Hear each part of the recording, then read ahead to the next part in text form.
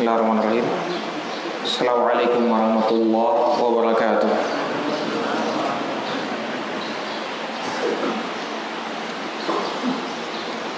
Innal hamdalillah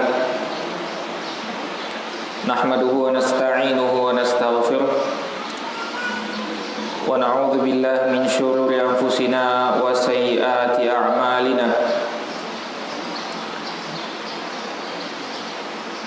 Man yahdihillahu fala mudilla lahu wa man yudlil fala hadiya lahu. Wa asyhadu an la ilaha illallah wahdahu la syarika lahu wa asyhadu anna Muhammadan 'abduhu wa rasuluhu sallallahu alaihi wasallam. Ya ayyuhalladzina amanu taqullaha haqqa tuqatih wa la tamutunna illa wa antum muslimun. Ya ayyuhan nasu taqu rabbakumul ladzi khalaqakum min nafsin wahidah wa khalaqa minha zawjaha wa batha minhuma rijalan katsiran wa nisaa'a wattaqullaha alladzi tasaaluna bihi wal arham innallaha kana 'alaikum raqiba. Ya ayyuhalladzina amanu taqullaha wa qulu qawlan sadida yuslih lakum a'malakum wa yaghfir lakum dhunubakum wa man yuti'illaha wa rasulahu faqad faza fawzan 'azima. Amma ba'du, fa inna asdaqal hadithi kitabullah wa khairal hadi hadi Muhammad sallallahu alaihi wasallam wa syarral umuri muhdatsatuha fa inna kulla muhdatsatin bid'ah wa kulla bid'atin dhalalah wa kulla dhalalatin finnar. Ayyuhal ikhwah al-hadirun, bapak-bapak, saudara-saudara, ibu-ibu, ikhwan dan akhwat yang semoga dirahmati Allah Subhanahu wa ta'ala.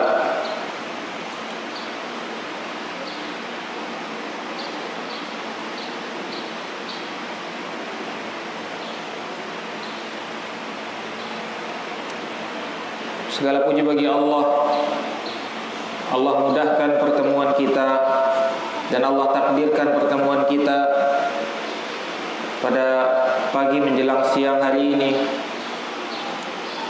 di rumah Allah,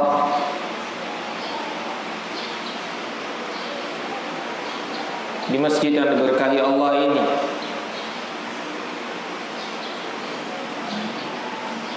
Yang insya Allah pertemuan kita ini karena Allah Subhanahu wa ta'ala, karena agama Allah, karena perintah Allah.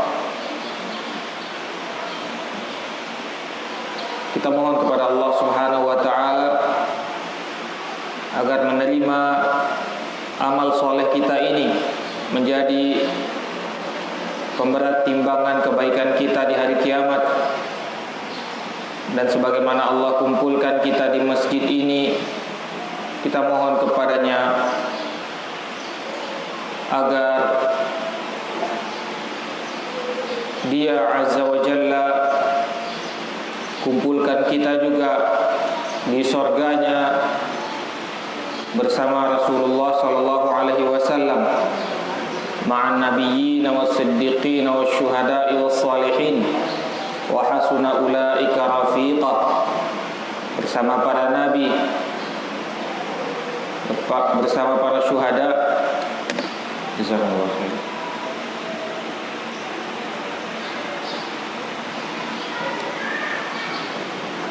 bersama para siddiqin, orang-orang yang membenarkan, para syuhada, bersama orang-orang saleh,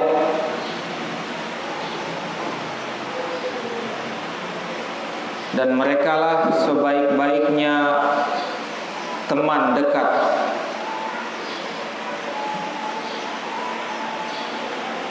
yang mana kita di sini berkumpul karena itu, karena mengharapkan hari-hari tersebut yang mana Allah bebaskan kita dari fitnah dunia ini, Allah keluarkan kita dari cobaan-cobaan hidup kita ini, lalu Allah kumpulkan kita bersama mereka. Walaupun kita sendiri sadar dan tahu diri bahwasanya kita tidak sebaik mereka,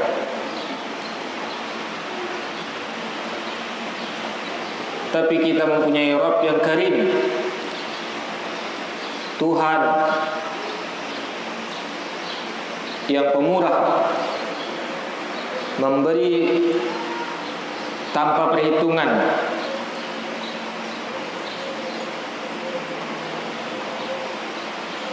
Makin kita meminta kepadanya, makin dia senang memberi. Makin kita berharap kepadanya, makin dia ingin menambah pemberiannya.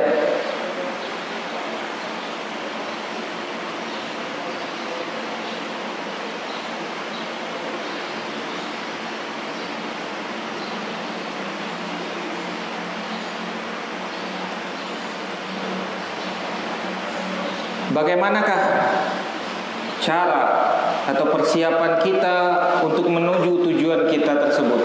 Kita telah tahu tadi, kita berharap tujuan kita sampai.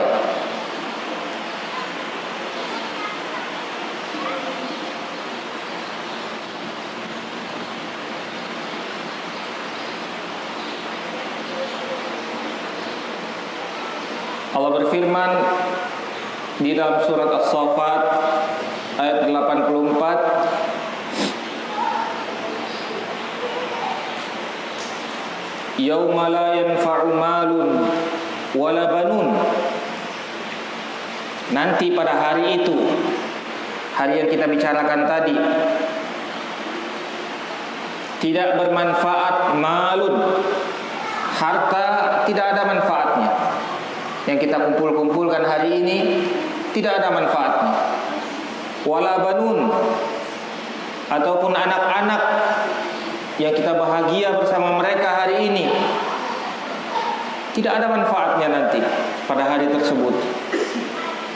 Illa man atallaha biqalbin salim, kecuali yang bisa bermanfaat yaitu orang yang datang kepada Allah dengan hati yang salim.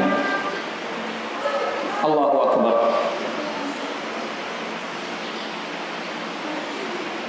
Allah langsung tembak di pusat permasalahannya. Jadi kita beramal soleh banyak, jadi kita berbuat kebaikan banyak, berzakat banyak, berinfak banyak, sholat banyak, melakukan ibadah-ibadah banyak, tetapi kalau hati kita datang kepada Allah bukan dengan qalbin salim, maka tidak bermanfaat. Bukan dengan hati yang salim datang kepada Allah, tidak ada manfaat.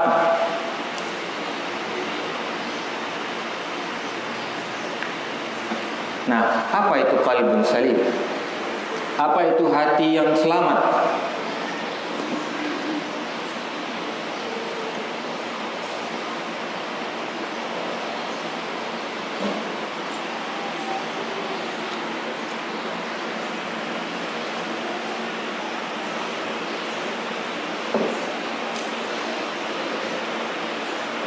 Dan apakah sebaliknya? Apakah bisa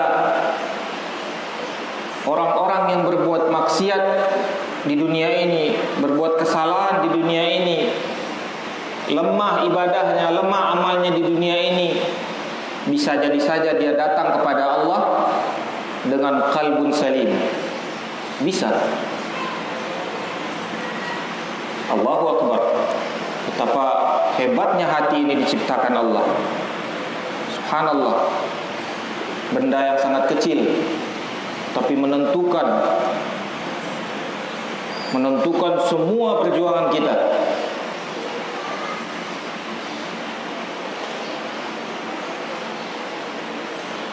Ciri-cirinya salah satunya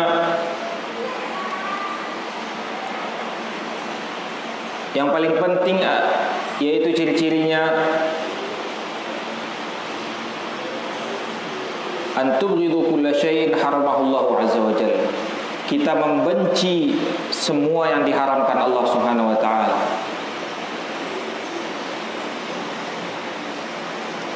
Membenci semua yang diharamkan oleh Allah Subhanahu wa taala.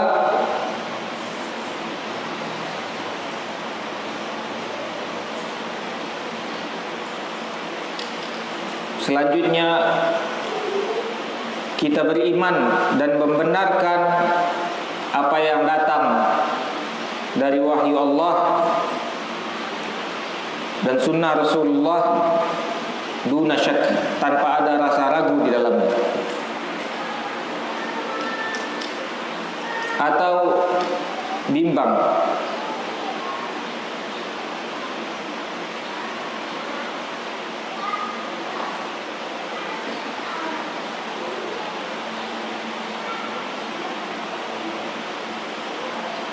Sebagaimana dicontohkan oleh Allah Subhanahu wa taala di dalam surat An-Nahl, ata amrullah fala tasta'jilun. Sudah datang perkara Allah Subhanahu wa taala, jangan kalian ragu.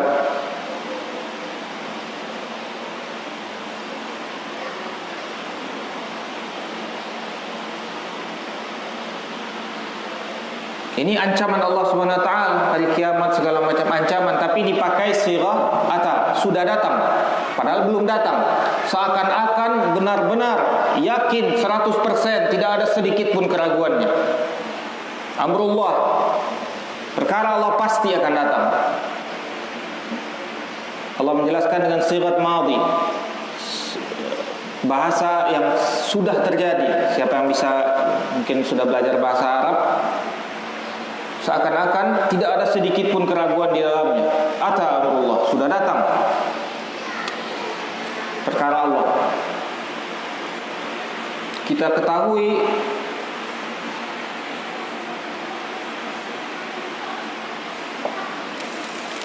qalbun salim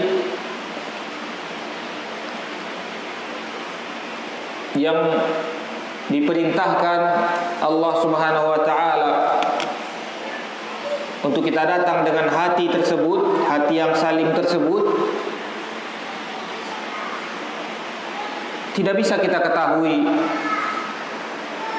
kita lihat, kita dengar, tidak bisa.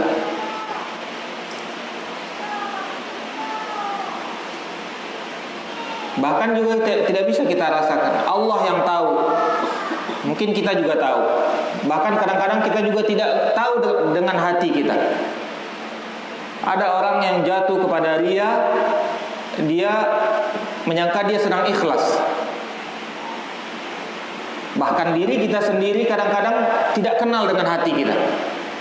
Setelah jalan, dia beribadah dengan riya, satu saat dia sadar, ternyata ini nggak pantas, nggak boleh begini. Baru sadar. Bahkan diri kita sendiri sulit untuk mengetahui hati kita sudah salim atau belum. Nah, untuk lebih mudah memahaminya, kita kasih contoh.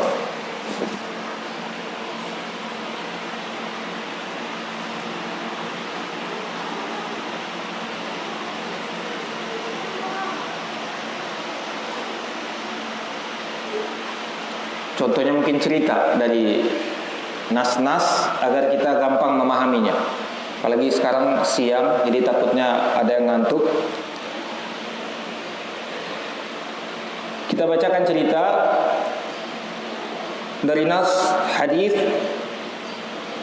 bagaimana pengaruh hati itu di sisi Allah Subhanahu wa taala.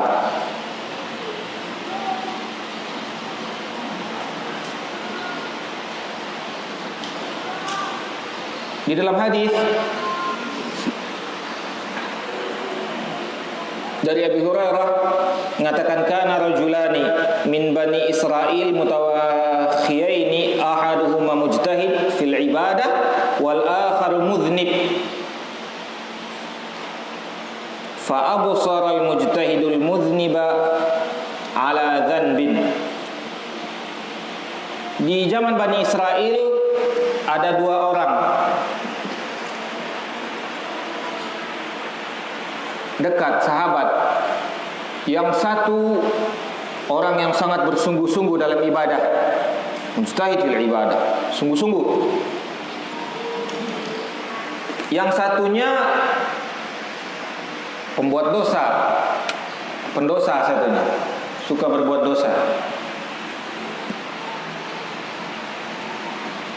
Lalu yang suka beribadah, yang semangat beribadah, ingin menasehati temannya ini yang suka berbuat dosa. Faqala lahu aqsir, berhenti, kurangi, tahan, jangan lakukan dosa tersebut. Faqala lahu khallini wa rabbi, lalu orang tersebut mengatakan, biarkan aku dengan Tuhanku, kenapa kamu ikut-ikut? Dia berbuat dosa, yang satu melarang, biarkan aku dengan Tuhanku, kenapa kamu ikut-ikut? Dia sembunyikan dosanya, dilihat lagi berhenti, dia lagi lari lagi, dilarang lagi. Faqala lahu aqsir, faqala lahu khallini, berhenti, sudah tinggalkan. Lalu dia menjawab, biarkan aku dengan Tuhanku, kenapa kamu ikut-ikut? Qala wa kana yuridu dzalika wa yaqul khallini wa rabbi, sampai dia ulang-ulang kejadian itu. Dilarang, dia tetap gak mau, dilarang tetap gak mau, dilarang tetap gak mau. Biarkan saya dengan Tuhan saya, kenapa kamu ikut-ikut?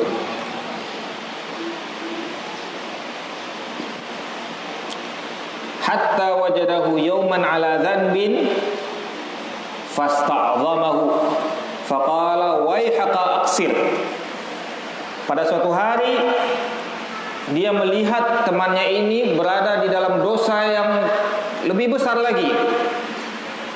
Lalu dia larang, celaka kamu, berhenti, jangan kerjakan. Qala khallini wa rabbi, biarkan aku dengan Tuhanku.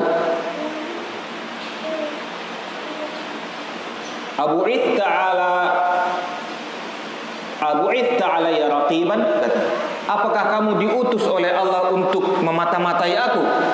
Kata orang tersebut. Nah, ini yang satu sudah bosan mengingatkan, yang satu sudah bosan diingatkan.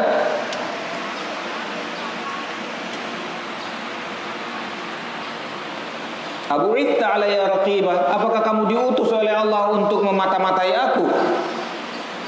Faqala wallahi la yaghfirullahu lak, demi Allah, katanya, Allah tidak akan mengampuni kamu. Au qala la yudkhilukallahu jannah, katanya demi Allah, Allah tidak akan mau memasukkan kamu ke dalam surga abadan, selama-lamanya.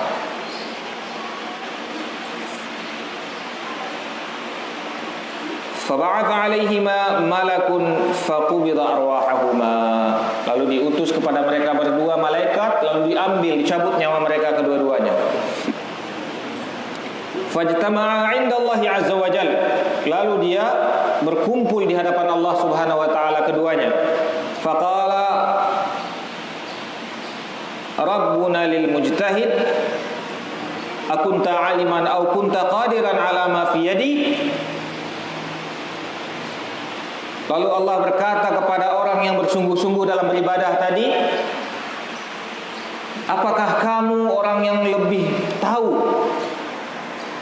lebih berilmu, lebih tahu daripada Allah?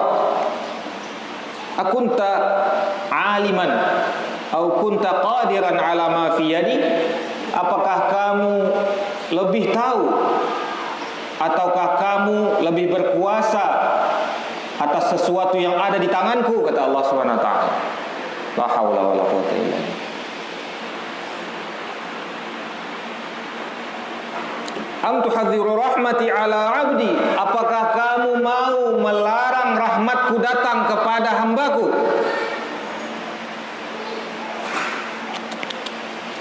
Ini hambanya siapa nih? Hamba Allah ini, pendosa tadi. Yang pendosa tadi hamba Allah. Allah marah.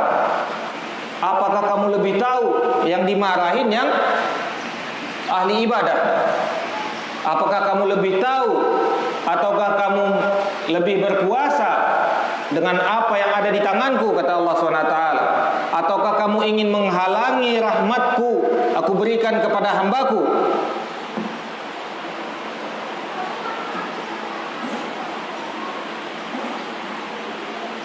Idhab ilal jannah yuridul mudhnib.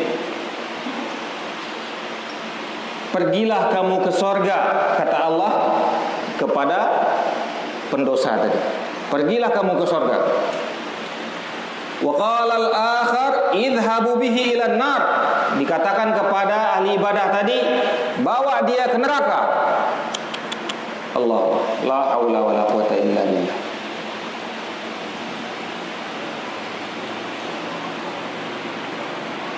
Bukan karena dia beribadahnya dia masuk neraka. Karena apa? Karena ada sesuatu di hatinya.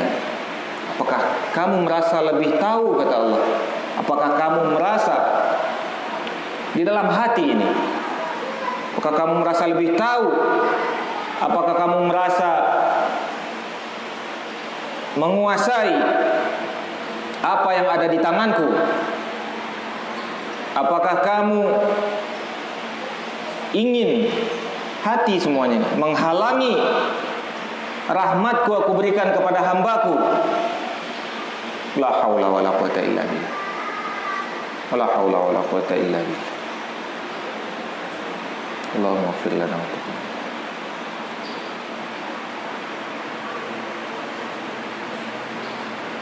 Lalu Allah berkata kepada orang yang ahli ibadah, bawa dia ke neraka. Fawalladhi nafsi biyadihi,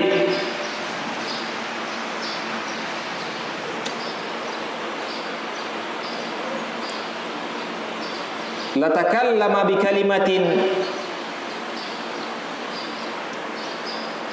awbaqatid dunya wal akhirah. Demi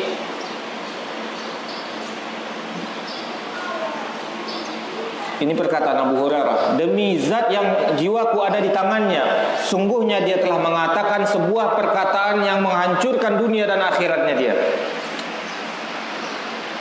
Nah, ini ahli ibadah, orang yang sangat bersungguh-sungguh dalam ibadah. Datang kepada Allah, Allah periksa hatinya. Allahu Akbar. Berarti berbahaya ini hati ini. Hebat ini masalah hati, bukan masalah sepele. Kita bukan cuma masalah ruku dan sujud saja. Masalah kita bukan cuma masalah kita mau zakat atau kita tidak mau, ataukah kita mau ikut kajian atau tidak mau. Bukan itu saja masalah kita. Ini jauh lebih besar masalahnya.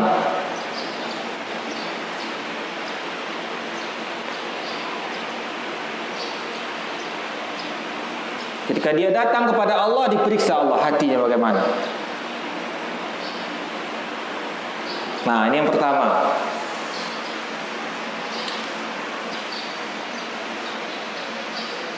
Mungkin sudah kebayang bagaimana hati ini sedikit, insyaallah.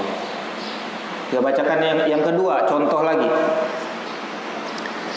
Sahabat hadis sahih an Abi Hurairah radhiyallahu an, dari hadis yang sahih ini riwayat Muslim dari Abi Hurairah juga radhiyallahu anhu. Qala sami'tu Rasulullah sallallahu alaihi wasallam yaqul, aku mendengar Rasulullah sallallahu alaihi wasallam mengatakan, inna awwalun nas yuqda yaumal qiyamati alaihi rajulun istushhid fa utiya bihi fa'arafahu ni'amahu fa'arafaha sesungguhnya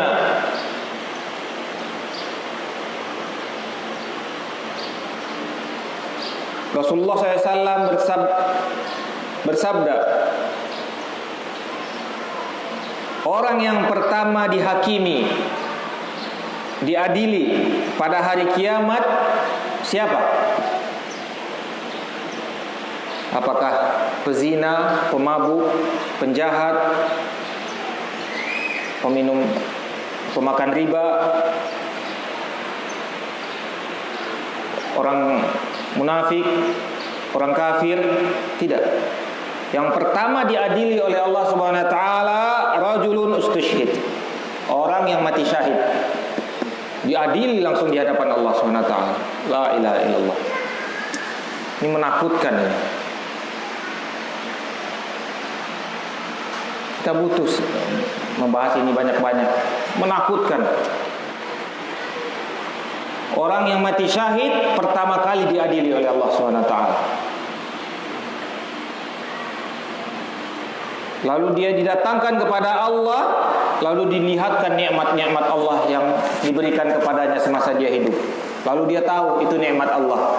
Dia punya senjata, dia punya perlengkapan perang, dia punya keluarga, dia berikan badan yang kuat, segala macam, semua nikmat-nikmat Allah diperlihatkan. Lalu dia sudah mengakui memang itu nikmat dari Allah. Nah, sampai sini masih bagus, masih dia akui nikmat Allah segala macam. Nah, akhirnya dia ngaku itu nikmat Allah. Sampai sini masih bagus. Wa qala fama 'amilta fiha? Apa yang kamu lakukan, kata Allah? Apa yang kamu lakukan dengan nikmat itu? Qala qataltu fika hatta istushhid. Langsung dia menjawab, ya Allah, aku berperang di jalan Engkau sampai aku mati syahid.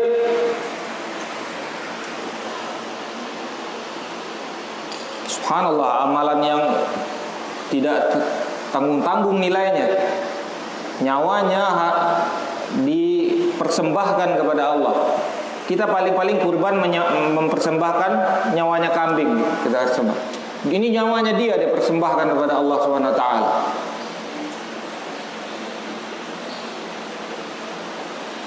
Qala kadzabt, kata Allah, bohong kamu.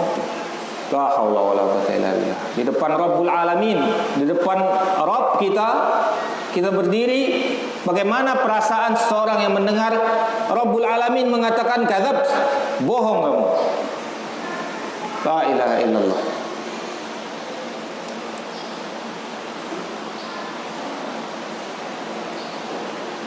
Qatalta li an yuqalu huwa jari.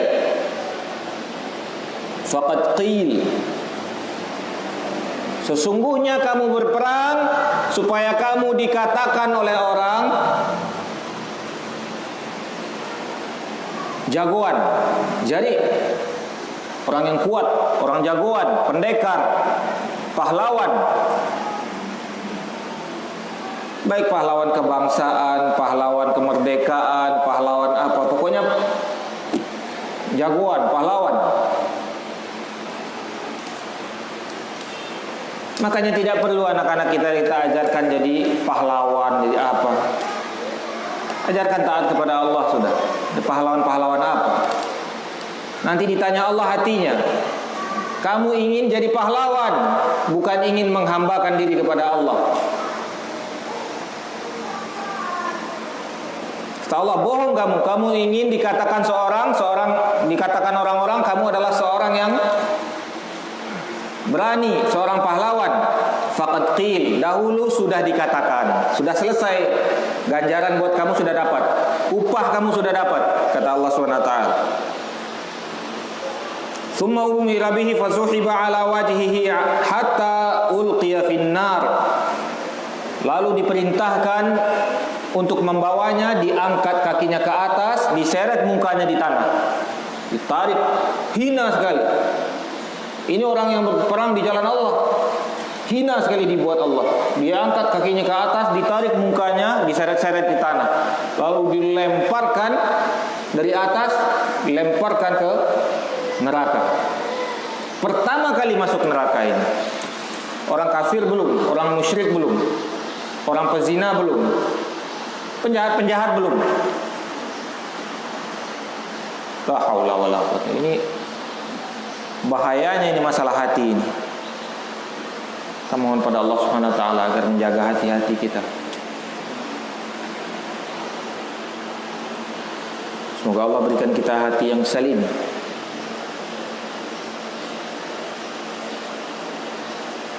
Wa rajulun ta'allama al-ilma wa 'allamahu wa qara'a al-Qur'an fa 'arafahu ni'amahu fa 'arafaha.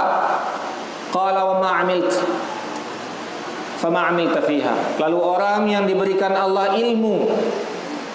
Yang kedua, Allah berikan dia ilmu. Allah ajarkan dia ilmu. Wahai para penuntut ilmu, dengarkan.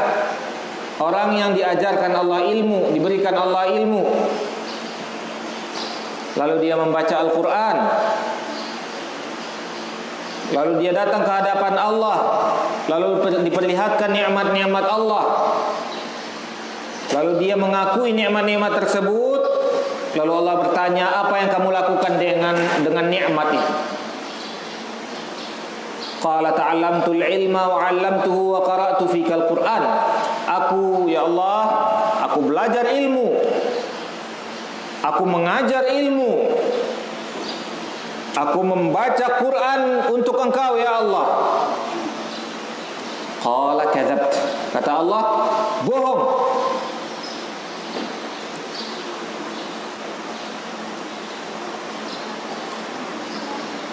Lakinnaka ta'allamta liyuqal 'alim wa qara'tal Qur'ana liyuqal huwa qari'.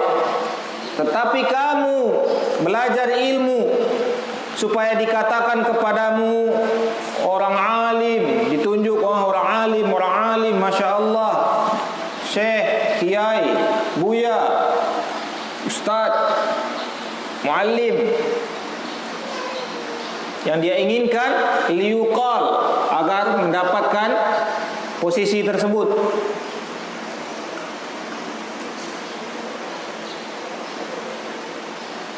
Atau ingin dikatakan qari, pembaca Quran, qari'ah kalau perempuannya. Kalau laki-lakinya qari.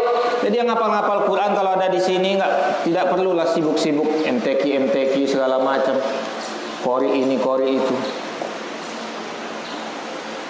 Luruskan dulu hati kita, luruskan dulu. Jangan diiming-imingi, apalagi anak-anak kita nanti kalau seandainya kita belajar Quran nanti jadi qari. Tak perlu diiming-iming. Belajar Quran karena Allah lillahi ta'ala, ajarkan ikhlas dari awal. Sampai di beberapa negeri-negeri kita lihat di India, di mana kalau orang baca Quran tuh dilempar-lempari pakai uang. Lihat nggak? Ada lihat nggak? Di YouTube ada lihat nggak? Ada lihat nggak? Kayak di shower apa namanya kalau yang artis-artis itu? Sawer ya. Lempar-lempari uang atau apa.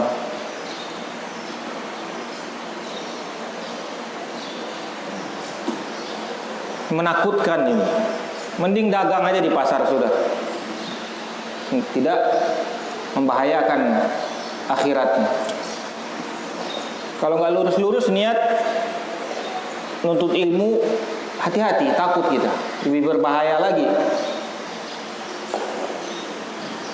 Makanya kalau kita menuntut ilmu dari awal itu bab yang harus kita pelajari, kita dalami bab ikhlas dari awal. Luruskan dulu. Kecil-kecil ini, dari kecil ini diajarkan itu dulu.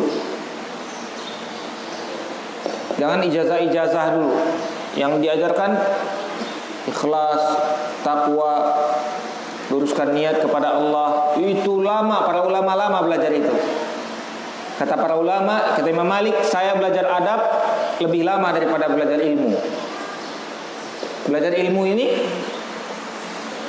dibandingkan belajar adab, dia lebih lama belajar adab. Belajar mengenai ikhlas, mengenai tawadhu, mengenai takwa, mengenai. Kalau belajar ilmu, apalagi orang dulu, dia sebentar, ngapal itu sebentar, baca itu sebentar, memahami sebentar. Apalagi zaman dahulu tidak seperti fitnah gadget-gadget kita seperti sekarang ini. Zaman dulu orang cuman Dengar Quran cuma itu aja didengar, tidak ada musik, tidak ada apa.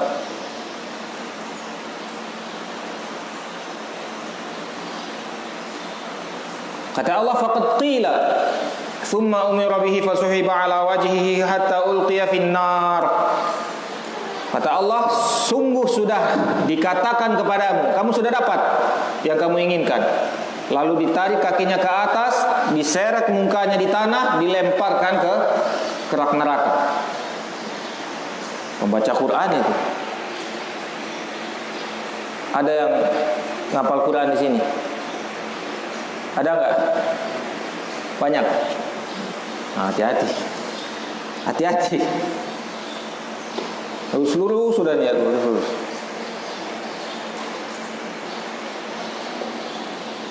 Sampai Khawarij, mereka itu membaca Al-Quran.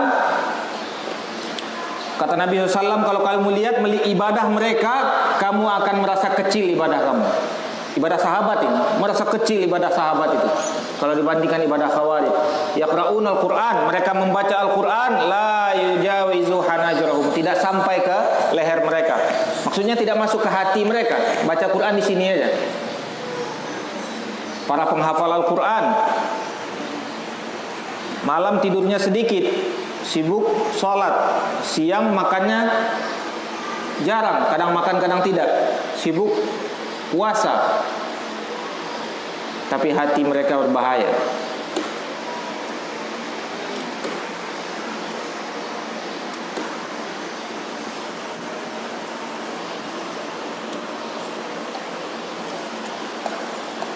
Kalau dilemparkanlah pembaca Al-Quran tersebut atau orang yang berilmu tersebut, orang alim tersebut ke dalam neraka. Lalu rajulun wasa'allahu alaihi wa a'tahu min asnafil mali fa utiya bihi fa arafahu ni'amahu fa arafaha. Lalu seseorang laki-laki yang diberikan atau seseorang yang diberikan Allah kelapangan rezeki, keluasan harta. Lalu dia datang ke hadapan Allah, lalu Allah perlihatkan nikmat-nikmat Allah kepadanya, lalu dia mengakui nikmat tersebut. Lalu ditanyakan kepadanya, "Fama 'amilta fiha?" Apa yang kamu lakukan dengan nikmat tersebut? Dia mengatakan, "Ma taraktu min sabil tuhibbu an yunfaqa fiha illa anfaqtu fiha lak." Tidak aku tinggalkan satu pun kesempatan, lubang, jalan yang engkau suka untuk diberikan nafkah, sedekah, zakat di situ, melainkan semuanya aku berikan, penuh semuanya diberikan. Enggak ada lagi jalan sedikit pun melainkan dia kasih semuanya. Anak yatim, ibnu sabil, janda-janda, orang-orang jompo, pembuatan air, pembuatan masjid, kajian, segala macam, semuanya disalurkan oleh dia harta tersebut. Ya Allah yang beri harta, Allah yang beri harta, dia akui. Tapi dia mengatakan, aku berinfak semuanya di jalan engkau ya Allah. Kata Allah, kadzabt, bohong kamu, kata Allah. Lakinnaka fa'alta liyuqala huwa jawad. Tetapi engkau melakukannya agar engkau dikatakan dermawan,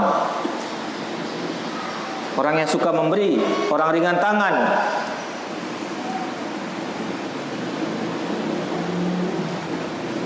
Faqad qil, dahulu telah kamu dengarkan, dahulu telah kamu dapatkan perkataan tersebut. Dia inginnya perkataan, sudah dapat. Maka sekarang balasan Allah lagi. Tsumma umira bihi fasuhiba ala wajhihi tsumma ulqiya finnar. Lalu diangkat kakinya ke atas, diseret kepalanya di tanah, lalu dilemparkan ke neraka. Pertama kali masuk neraka 3 orang ini.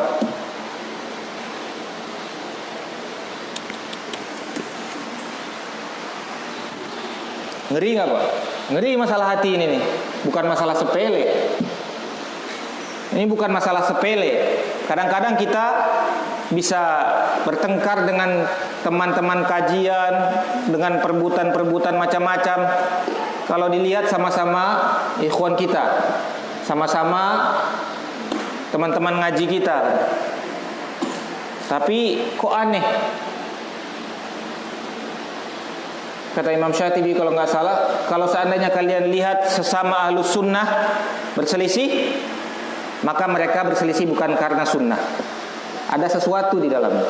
Kadang-kadang perkara harta, jabatan, kedudukan, syuhrah, terkenal, kekuasaan, segala macam. Tapi kalau sesama ahlus sunnah, seharusnya tidak ada kita berselisih. Walaupun kita di masalah fikih bisa jadi ada perbedaan pemahaman. Lihat Syekh Imam Malik berguru kepada Imam Abu Hanifah, muridnya Imam Abu Hanifah.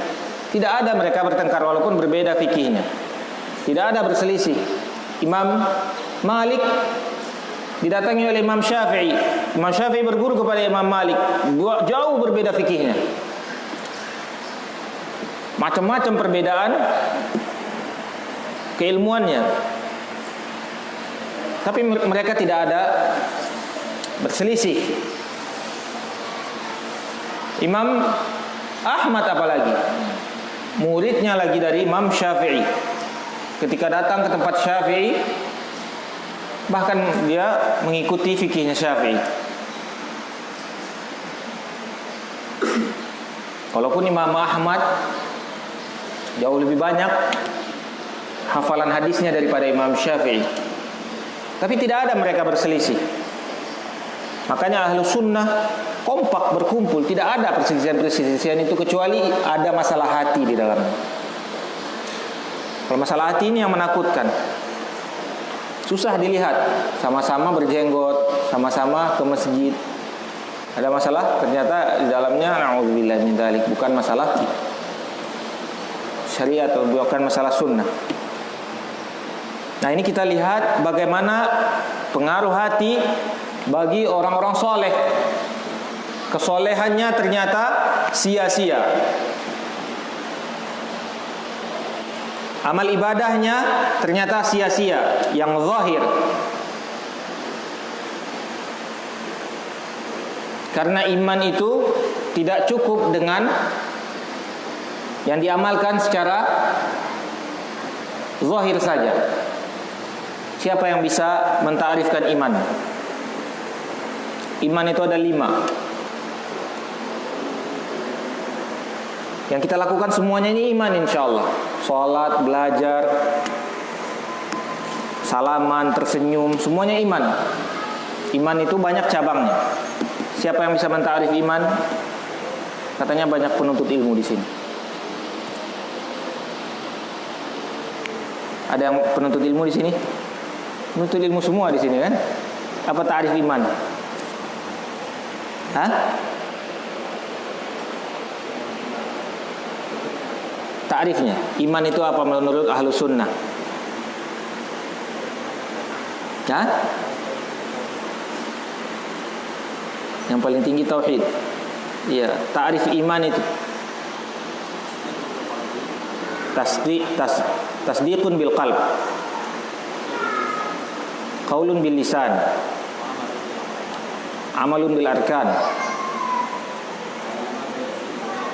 yazid wa yanqus. Lebih mudah menghafalnya 5, khamsanunat namanya. Tasdiqun bil janan, nun di belakangnya nun, di pembenaran di dalam hati. Wal amalu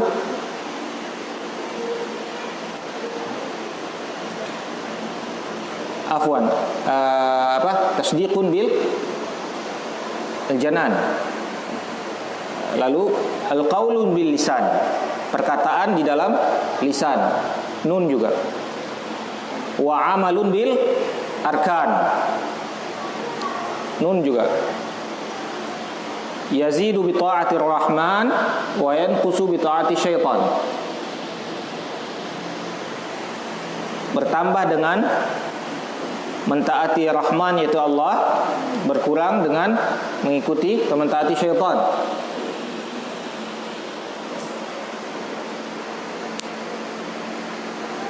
Jadi cuman amal bil arkan saja tidak cukup. Harus lengkap ketiga-tiganya. Dan harus kita pupuk, kita tambah terus iman itu yang ada di dalam hati kita.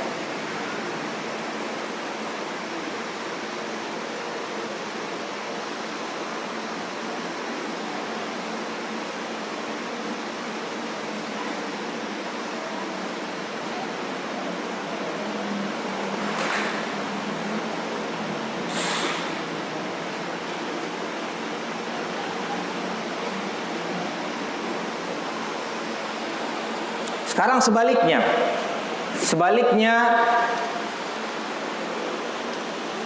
hadis dari Abi Sa'id Al-Khudri, anna Nabiy sallallahu alaihi wasallam qala, kana fi man kana qablakum rajulun qatala 99 nafsan. Sesungguhnya dahulunya orang sebelum kalian, dia telah membunuh 99 jiwa. Ini pencabut nyawa ini. 99 orang dicabut nyawanya sama dia.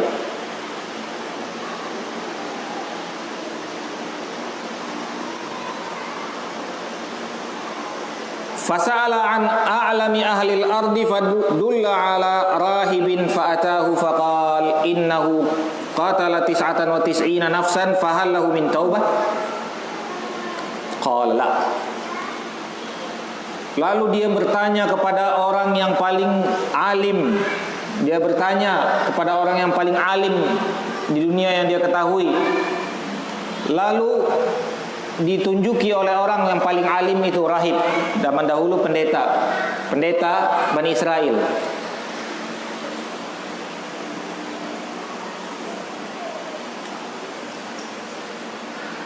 Lalu ditanyakan, apakah aku masih bisa taubat?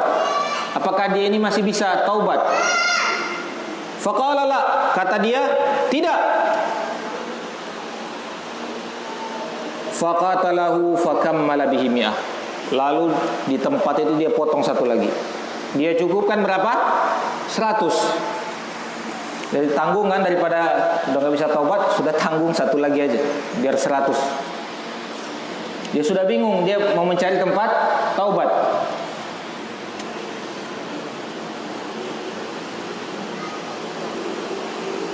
Thumma sa'ala an a'lami ahli al-ardi fadulla ala rajulin 'alimin faqala innahu qatala mi'ata nafsin fahal lahu min taubah. Lalu dia cari lagi, bertanya lagi, siapa orang yang paling alim di dunia? Lalu ditunjuki salah seorang yang alim. Lalu dia datangi orang alim tersebut, dikatakan kepada orang alim tersebut, ini laki-laki ini telah membunuh 100 orang. Apakah dia masih bisa taubat? Faqala na'am wa man yahulu bainahu wa bainat taubah. Kata orang alim tersebut, iya, bisa saja. Apa pula yang menghalangi? Apa yang bisa menghalangi antara dia dengan taubat? Tidak ada. Bisa saja dia bertaubat, kata orang alim tersebut. Ini orang alim yang asli. Ini bahayanya alim separuh-separuh itu bahaya. Fakih separuh itu bahaya, alim separuh itu bahaya lagi. Lebih bahaya orang yang separuh-separuh tahu itu. Kata orang alim tersebut, apa yang menghalangi dia dengan taubat? Tidak ada. Intaliq ila ardi kadza wa kadza fa inna biha unasun ya'buduna Allah fa'bud Allah ma'ahum wa la tarji ila ardika fa innaha ardusu. Kata orang alim tersebut, berangkat kamu, silakan pergi ke negeri itu. Dia tunjukkan salah satu negeri. Sesungguhnya di situ ada orang-orang yang mereka menyembah kepada Allah Subhanahu wa taala, maka sembahlah Allah bersama mereka. Kalau pengen taubat, pergi ke negeri itu, kamu akan temukan orang-orang yang menyembah Allah di negeri itu, sembah Allah bersama mereka. Kalau kamu memang pengen taubat. Sesungguhnya kata orang tersebut, negeri kamu ini sebenarnya negeri yang jelek, negeri yang buruk. Lingkungan kadang-kadang lingkungannya tidak bisa kalau dia tidak membunuh. Bisa jadi kalau dia tidak membunuh, dia dibunuh. Atau bisa jadi dia hidup di lingkungan yang memang begitu kehidupan orang-orang. Kita tidak tahu. Sesungguhnya negeri yang kamu tinggal ini adalah negeri yang buruk. Pergi ke negeri itu, orang-orang di situ menyembah Allah.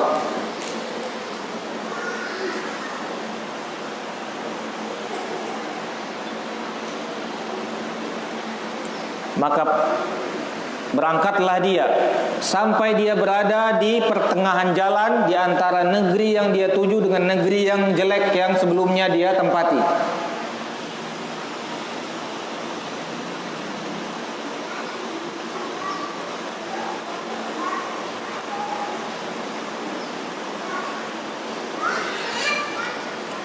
Atahul maut fakhtasamat fihi al-malaikatu rahmati wal malaikatul adzab. Lalu datanglah kepada orang tersebut maut di tengah-tengah jalan.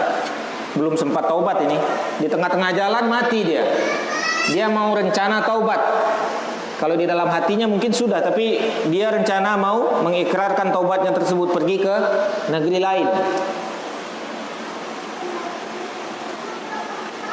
Lalu turunlah malaikat rahmat dengan malaikat azab saling berbincang.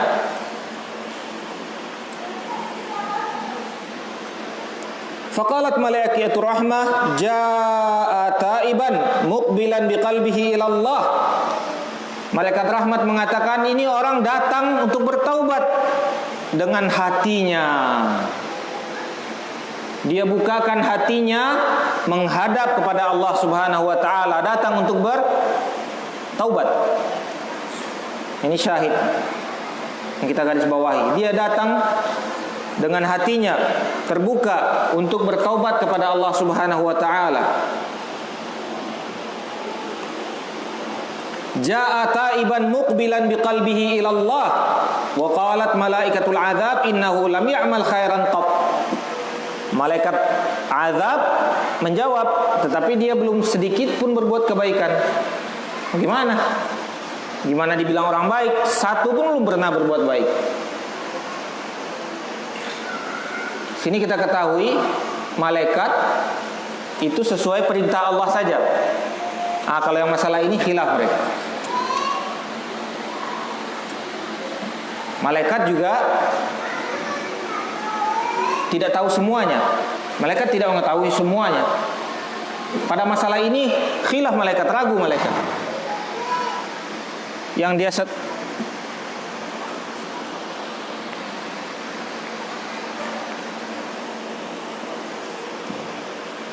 dia setahu malaikat, kalau yang sudah taubat ini diberikan rahmat.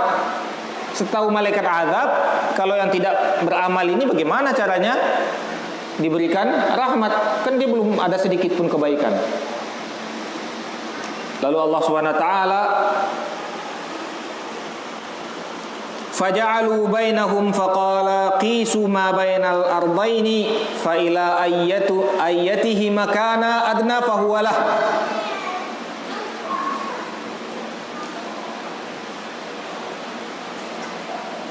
Fa'atahum malakun fi surati adami. Lalu datang malaikat dengan rupa manusia. Allah kirimkan satu lagi malaikat dengan rupa manusia. Lalu dia mengatakan, jadikan di antara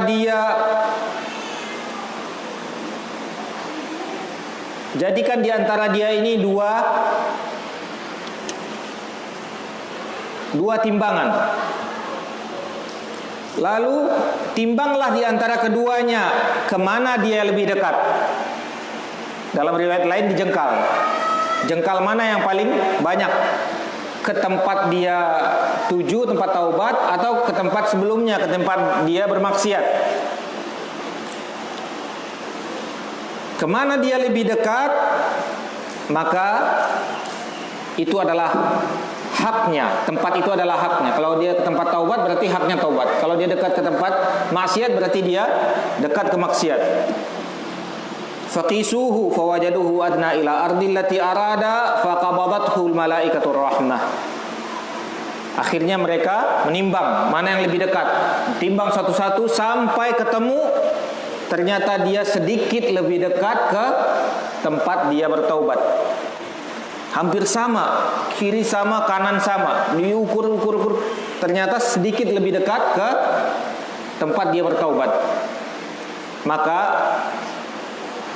diambillah dia oleh malaikat rahmat. Qala Qatadah faqala al-Hasan dzukira lana annahu lamma atahu al-maut na'a bi sadrihi. Qatadah mengatakan, ahli tafsir mengatakan, Hasan mengatakan kepada kami bahwasanya ketika dia mati, dia tahu dia sudah habis nyawanya, sudah habis umurnya. Lalu dia arahkan dadanya ke tempat dia mati.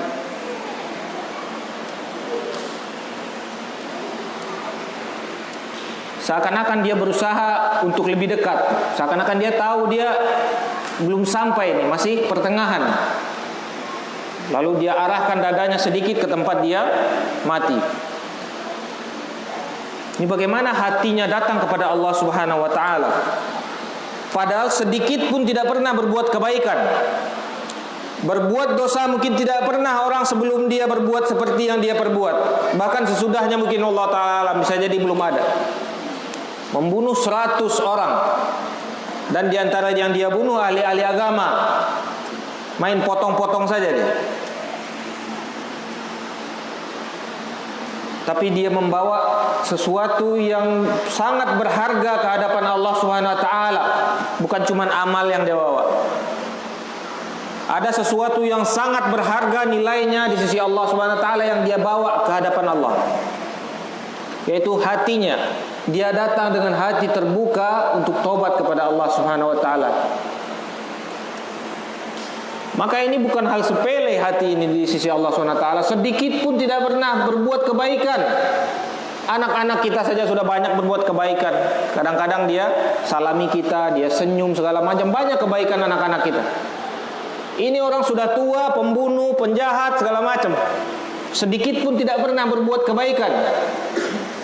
Tetapi ada hal yang sangat berharga dinilai oleh Allah SWT di dalam hatinya. Maka Allah masukkan dia ke dalam rahmat Allah Subhanahu wa taala. Padahal sedikit pun tidak pernah berbuat kebaikan. Kebaikannya yaitu dia berusaha untuk taubat. Ketika dia telah di pertengahan tariq, di pertengahan jalan, dia sudah sadar bahwasanya ini sudah tidak bisa sampai lagi. Dia arahkan dadanya ke tempat dia taubat.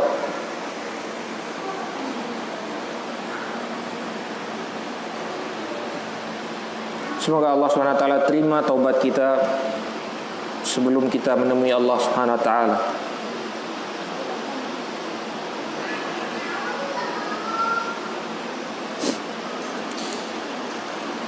Satu lagi, mungkin takutnya kepanjangan, bosan nanti takut. Yang tadi yang orang beramal soleh sudah 2 contohnya. Yang orang sebaliknya, yang orang tidak beramal soleh baru 1 contohnya. Kita ambil 1 lagi biar cocok, 2-2.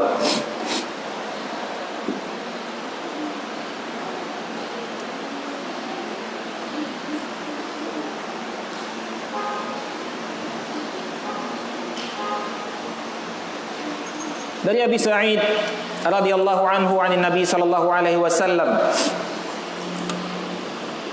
dzukira rajulan fi man kana salaf au qablakum atallahu malan wa waladan, yani a'tahu wa qala falamma hudira qala libani ayyu abin kuntulakum.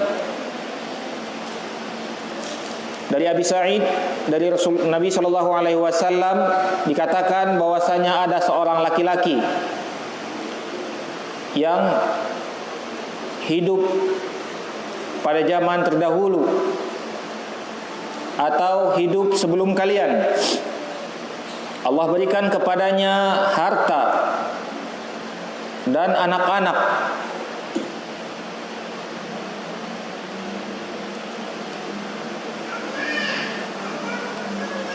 Lalu ketika datang ajal menjemputnya, atau ketika datang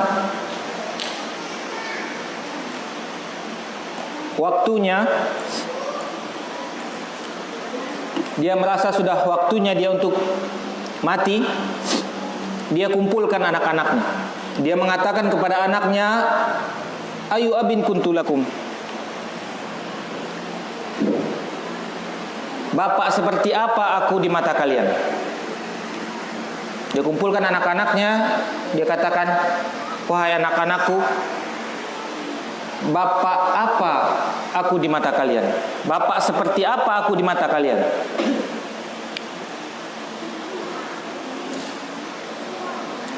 Qalu khairu abin, kata anaknya, sebaik-baiknya bapak.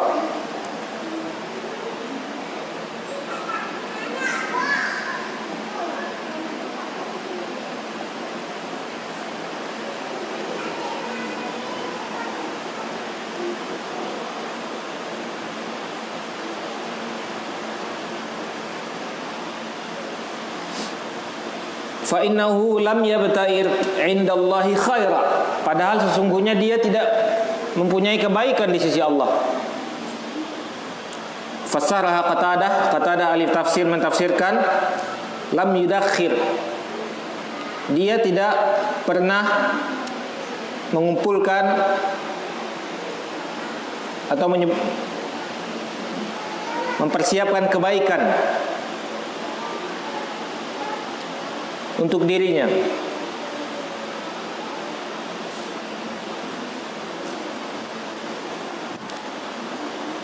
Wa in yuqaddamu 'ala Allah yu'adzibuh, kalau seandainya dia datang menghadap Allah, dia akan diazab. Dia datang menemui Allah, dia akan diazab.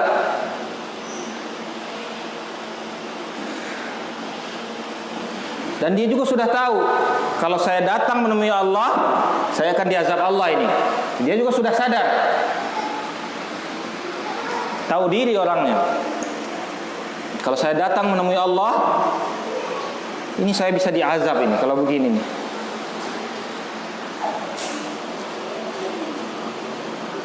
Fanzuru ila idza mittu fa ahriquni hatta idza sirtu fahman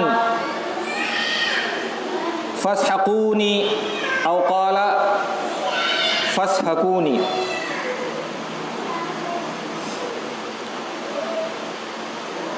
Kata bapak tersebut, wahai anak-anakku, kalau seandainya kalian melihat aku mati, maka tolong bakar aku. Kalau aku mati, tolong bakar aku.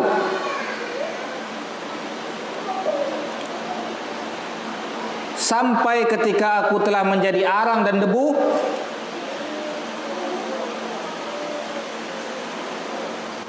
wa kana riha asifin fadharuni fiha, carilah tempat yang ada angin kencang, maka tebarkanlah aku di situ.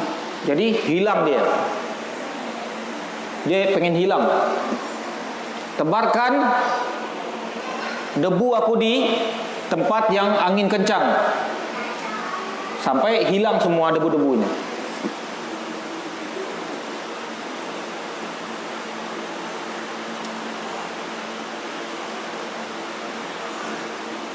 Di dalam riwayat lain selain hadis ini, lemparkanlah aku sebagiannya ke angin, ke darat, lalu sebagiannya ke laut, dilemparkan ke laut. Jadi habis dia setelah dibakar. Fa akhadha mawathiqahum ala dzalika wa rabbi fa fa'alu, maka dia bersumpah dan berjanji kepada bapaknya. Anak-anaknya berjanji, bersumpah kepada bapaknya, dia akan melakukan seperti titah bapaknya, seperti wejangan bapaknya, amanah wasiat bapaknya. Bapaknya mati, dibakar. Habis dibakar, dilempar, ditebarkan sampai hilang debu-debunya semuanya ke angin. Dalam riwayat lain sebagiannya ke laut. Faqala Allah kun fa idza rajulun qa'im.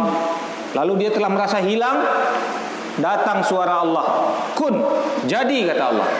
Langsung jadi lagi. Mau kabur, dia awalnya mau kabur, mau hilang. Kata Allah, kun, balik semuanya lagi. Jadi, kaget dia. Ya Allah, kok bisa jadi lagi? Astagfirullah.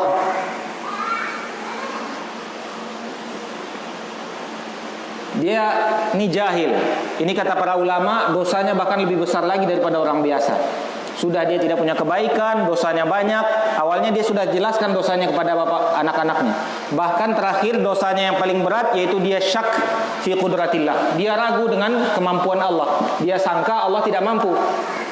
Lebih besar lagi dosa ini. Ini sudah akidah masalahnya. Dia menyangka Allah tidak mampu. Tolong lemparkan saya ke laut, tolong lemparkan ke angin. Mudah-mudahan dalam hadis lain ini hadisnya yang pendeknya. Mudah-mudahan in qudira alayya, katanya kalau seandainya Allah mampu mengumpulkan aku nanti, maka mati, habis aku, kata. Kalau seandainya Allah mampu mengumpulkan dia menyangka Allah tidak mampu. Ini lebih kufur lagi dosanya. Lebih besar lagi dosa kufur ini. Dia menyangka Allah tidak mampu. Dan ini menjadi dalil kalau orang jatuh pada kekufuran karena kejahilan, dia tidak kafir. Karena dia salah sangka, salah paham. Karena kejahilan, bukan karena kibar, kesombongan. Jadi ada uzurnya orang jatuh kepada kekufuran dengan uzur kejahilan. Ini salah satu dalil. Dia jatuh kepada perkataan kufur, kalau seandainya Allah mampu mengumpulkan aku, habis aku sudah. Tolong lemparkan aku ke sampai habis. Lalu kata Allah, kun, balik lagi, dia kaget. Ketemu. Kumpul. Temu langsung di hadapan Allah Subhanahu wa taala. Fa idza rajulun qa'im. Tiba-tiba laki-laki tersebut langsung berdiri di hadapan Allah Subhanahu wa taala. Tsumma qala ay 'abdi ma hamalaka 'ala ma fa'alt. Wahai hambaku, kata Allah, apa yang membuat kamu berbuat begini, kata Allah Subhanahu wa taala. Qala makhafatak. Kata dia, ya wahai Tuhanku, yang menyebabkan aku berbuat begini karena aku takut dengan Engkau, ya Allah. Rasa yang dia bawa ke hadapan Allah, tidak sedikit pun dia punya kebaikan, tapi dia punya rasa tersebut. Wahai hambaku, kata Allah, apa yang membuat kamu berbuat begini? Kata dia, wahai Tuhanku, aku takut kepada Engkau. Tidak pernah berbuat kebaikan, berbuat maksiat sangat banyak. Sampai dia sendiri sudah sadar juga, pasti saya diazab ini udah. Tapi terakhir dia katakan, wahai Tuhanku, aku takut kepada Engkau, ya Allah.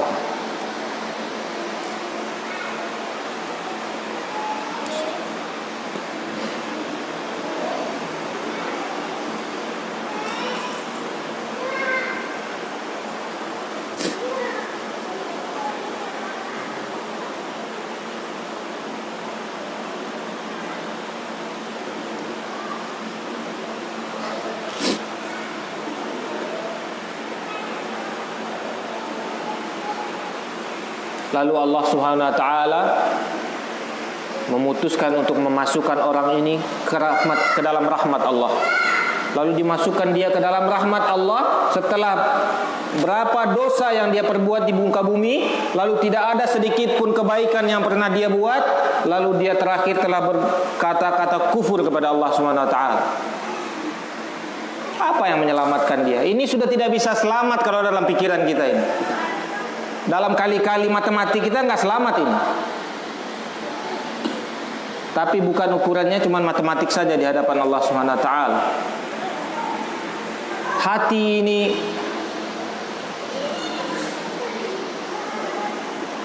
adalah benda kecil yang Allah jadikan penentu nantinya. penentu yang sangat dahsyat, yang sangat besar,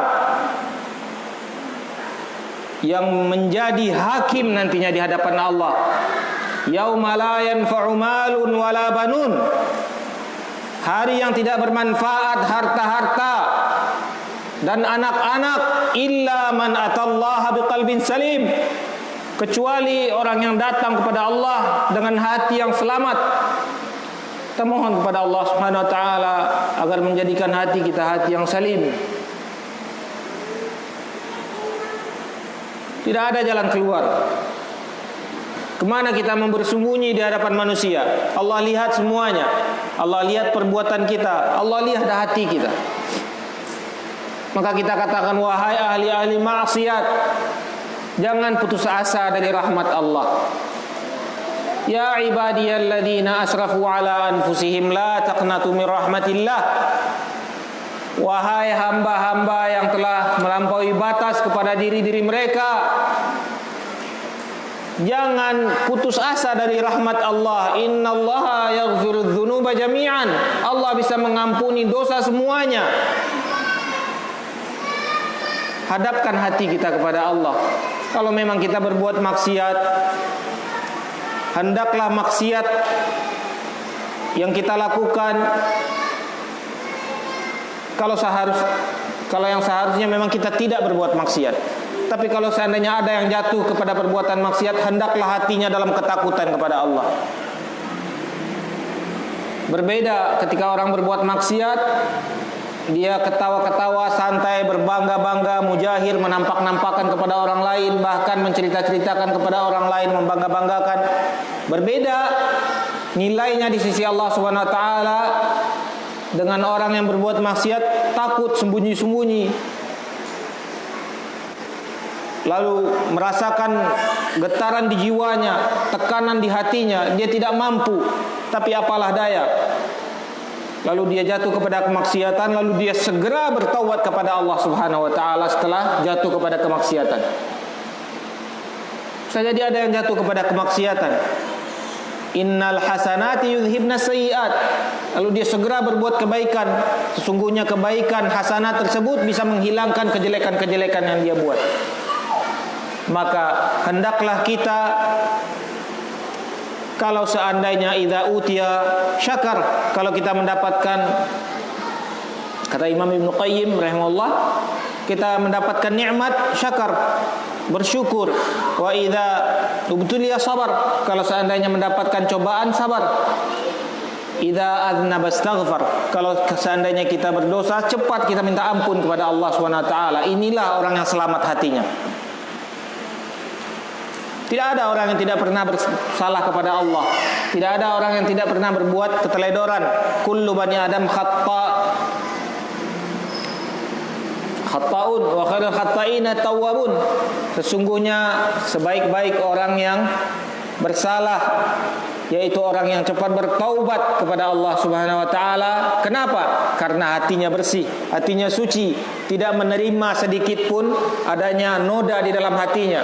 Sedikit saja noda di dalam hatinya, dia berusaha sekuat tenaga membersihkan lagi. Namanya manusia berjalan di bumi Allah, kadang jatuh berdiri lagi, kadang jatuh berdiri lagi.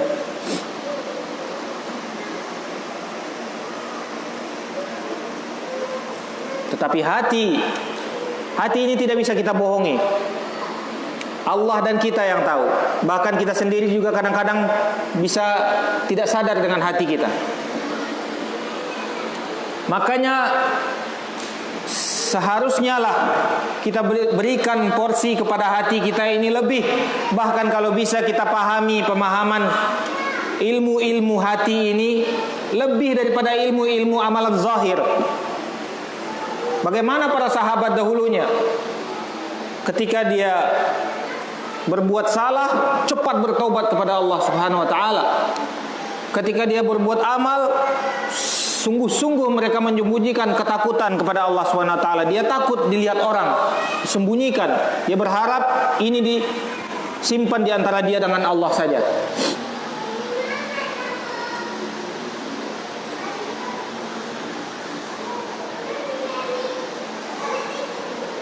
Maka ada 3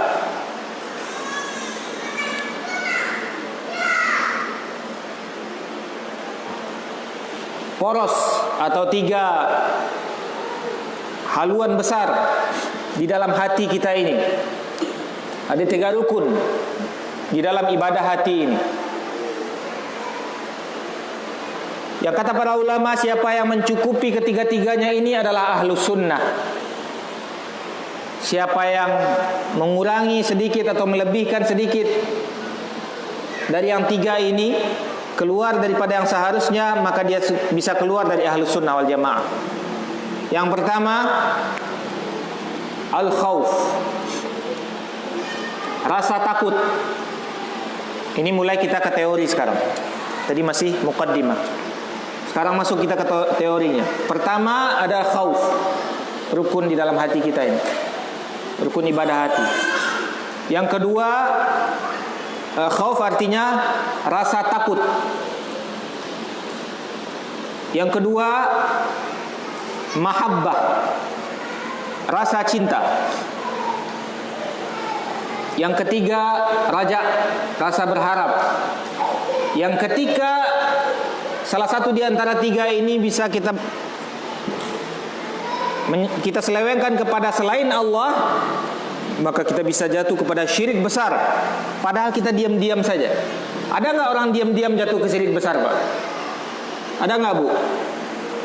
Ikhwan-ikhwan dan akhwat-akhwat, dia diam saja, tapi dia musyrik ternyata. Tidak berbuat apa-apa, tapi dia diam saja.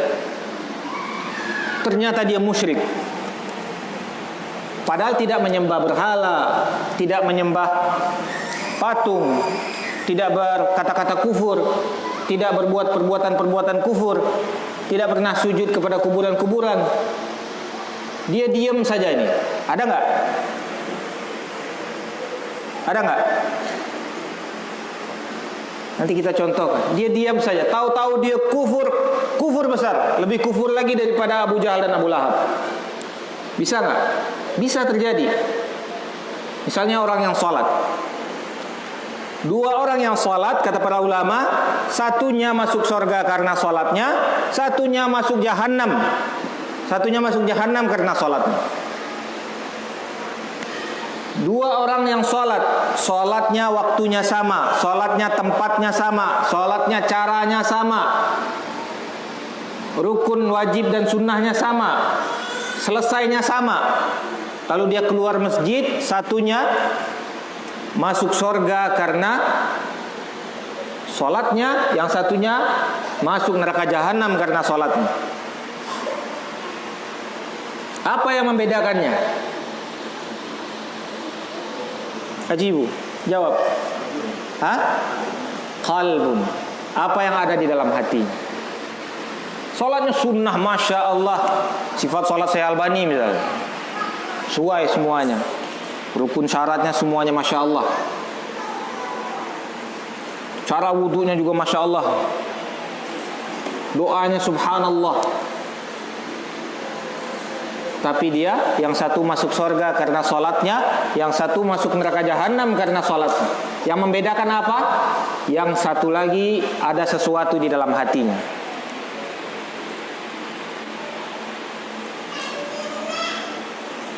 Kata Allah, fawailul lil musallin, celaka orang-orang yang sholat. Astagfirullah, sholat celaka gimana ya Allah?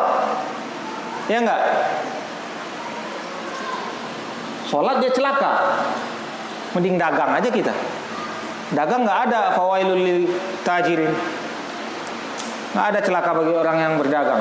Tapi orang sholat fawailul lil musallin, celaka orang-orang yang sholat. Alladzina hum an salatihim sahun, dia lalai di dalam sholatnya. Kata para ulama, riya, dia ada yang dia lalai di dalam hatinya, yaitu untuk mengingat Allah, tetapi dia niatnya pada selain Allah. Berapapun besarnya dosa besar, kata para ulama, jauh lebih besar dosa syirik, walaupun syirik kecil. Makan riba, mana yang lebih besar dosanya daripada riya? Besar riya. Minum khamar, mana yang lebih besar dosanya daripada riya? besar ya Allah. Na'udzubillahi minar riya. Riya sangat besar dosanya. Karena masalahnya hati itu. Bahkan menipu manusia di hadapan Allah Subhanahu wa taala. Dia berusaha menipu manusia. Lalu dia ingin menipu Allah. Innal munafiqina yukhadi'un Allah wa huwa khadi'un. Orang-orang munafik berusaha menipu Allah. Lalu Allah menipu mereka. Yura'unan nas. Allah mengatakan dalam surah An-Nisa, mereka ria di hadapan manusia. Hatinya beda. Perbuatannya beda, hatinya beda. Mereka ria, ingin dilihat manusia. Yura'unan nas wa la yadhkurunallaha illa qalila. Tidaklah mereka mengingat Allah melainkan sedikit. Orang munafik saja sempat mengingat Allah. Orang di zaman kita ada yang tidak mau mengingat Allah malah.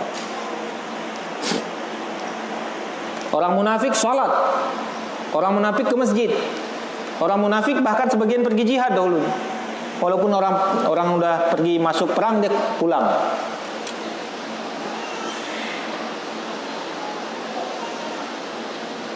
Dia datang kecuali sholat subuh dan sholat isya.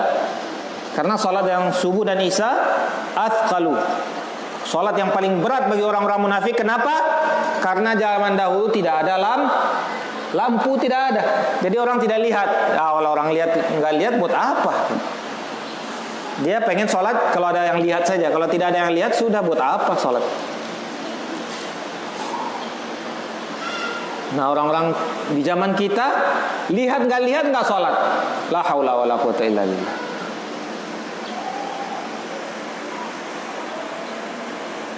Na'udzubillah.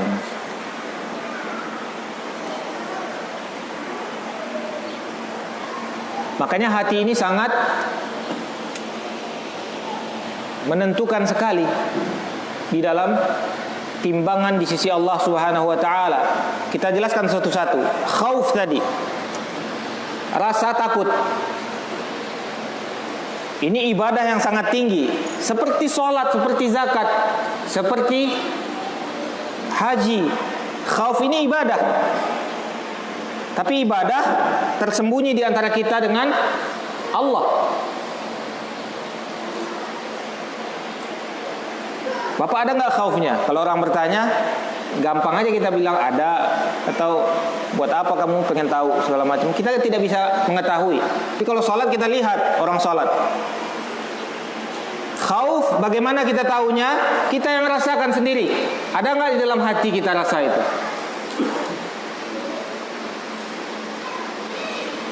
Allah berfirman, innamal mu'minuna alladzina idza dzukirallah wajilat qulubuhum.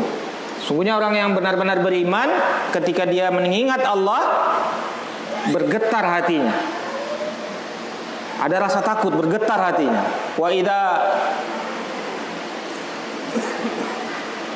tuliyat alaihim ayatu zadatuhum iman. Kalau seandainya dibacakan ayat-ayat Allah, bertambah imannya. Siapa yang tahu? Kita yang tahu, Allah yang tahu. La haula wala quwata illa billah. Betapa banyak ibadah yang tidak bisa kita lihat ini sebenarnya. Kalau kita menyangka bahwasanya ibadah itu cuma yang tampak-tampak ini saja. Betapa banyak ibadah yang cuman kita dengan Allah saja sebenarnya urusannya.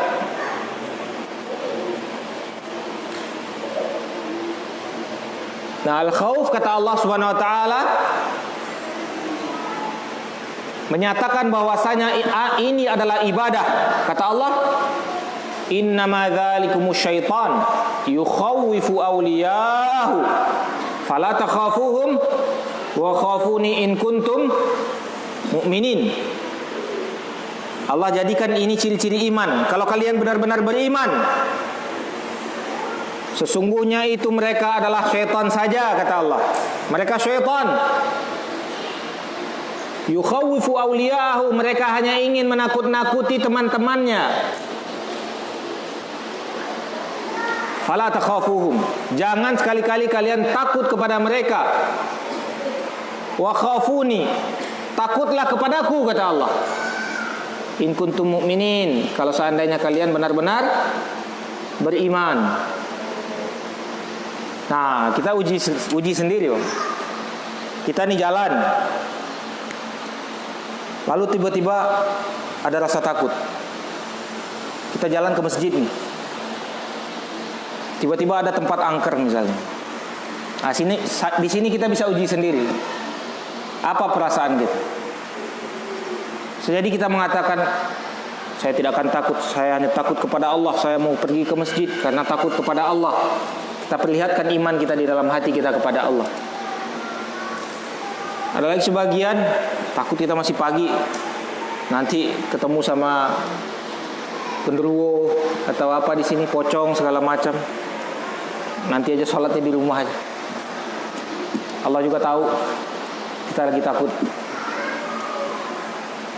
Kata Allah, jangan sekali-kali takut kepada mereka. Mereka hanyalah syaitan.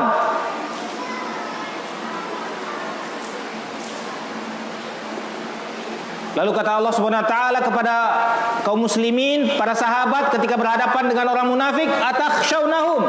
Apakah kalian takut kepada mereka? Allahu ahaqqu an takhsha. Allah jauh lebih berhak untuk kalian takuti.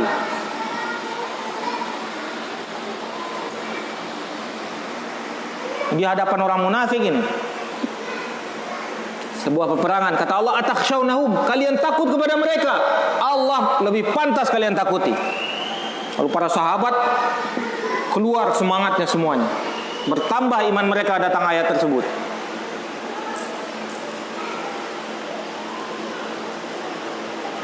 Nah, ini jangan takut-takut. Ngamalkan sunnah takut. Pakai jenggot misalnya, takut nanti orang kampungnya marah atau kita dikucilkan. Innama dzalikum syaitan, itu ketakutan dari syaitan. Kakek-kakek kita dulu juga berjenggot. Buya Hamka, Imam Bonjol, alim ulama di sini, semuanya berjenggot. Kenapa kita takut berjenggot? Kita takut sebenarnya sama siapa? Sama siapa? Syaitan, ya kan? Innama dzalikum syaitan, kata Allah. Itu cuma syaitan. Berapa banyak orang berjenggot dikeroyok di kampungnya? Tidak ada kan?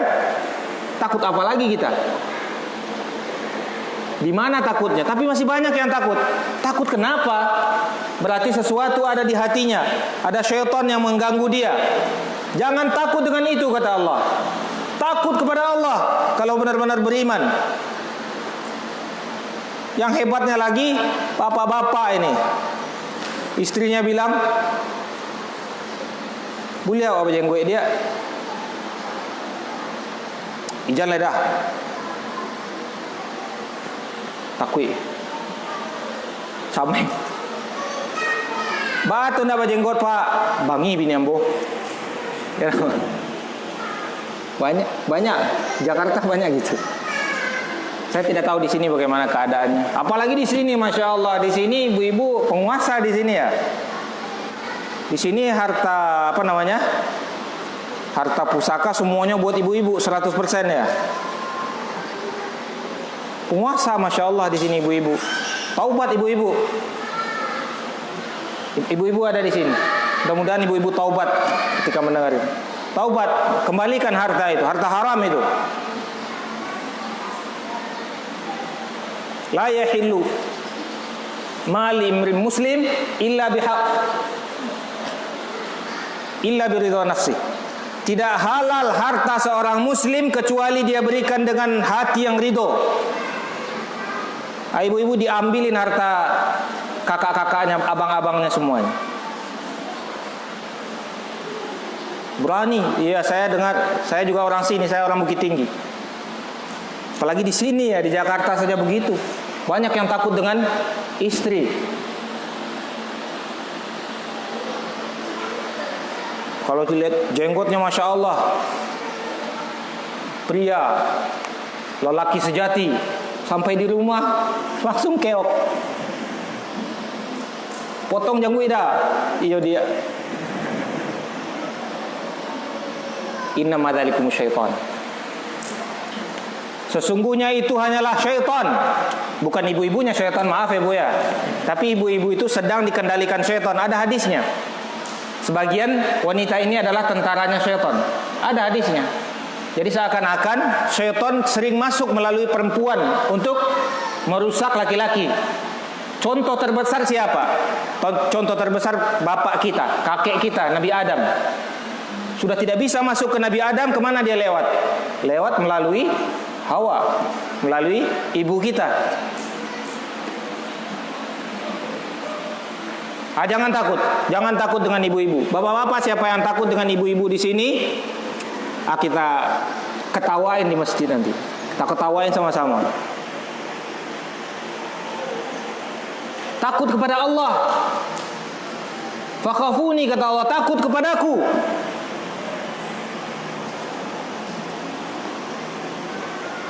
Potong jenggot dah. Kalau enggak, ambo minta cerai. Balian ambo ke orang kaya ambo. Tafadhol. Pulang. Model itu. Pulang. Padusi banyak anak lain. Bungo yang dasar tangkai. Abi kau takut lah. Anda jadi udah. Dia banyak itu saya lihat di kejadian. Saya tanya kenapa bapak nggak mau jenguk, marah istri saya Ustaz. Cuman istri saja. Apalagi orang kampungnya. Nanti saya diketawain di kampung Ustaz. Nanti saya dikucilkan sama keluarga saya Ustaz. Fala takhafu. Jangan takut kata Allah. Takut kepada Allah. Tapi jangan petantang-petenteng juga. Kau mau jam gue mau adang. Jangan petantang-petenteng, jangan. Ya kita tawadhu. Tapi kita tidak takut. Tawadhu. Dipaksa misalnya potong jenggot kamu. Kalau tidak kamu begini-begini. Maaf, ini perintah Allah. Saya lebih takut kepada Allah. Saya takut azab Allah.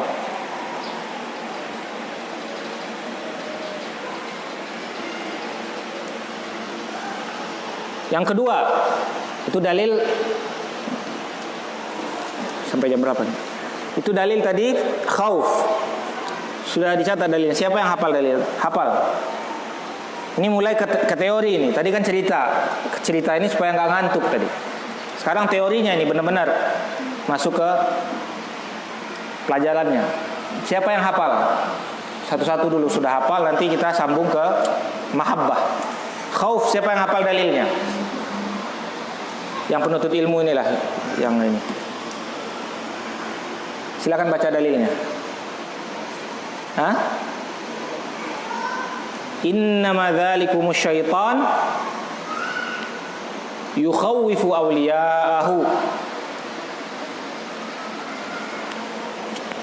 fala takhafuhum wa khafuni in kuntum mu'minin.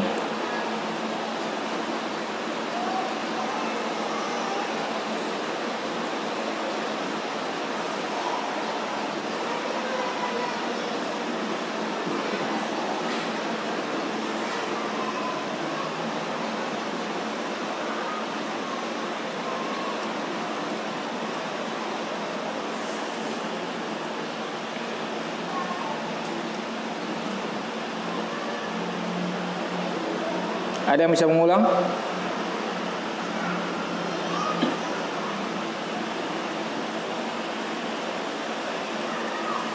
Ada yang bisa mengulang?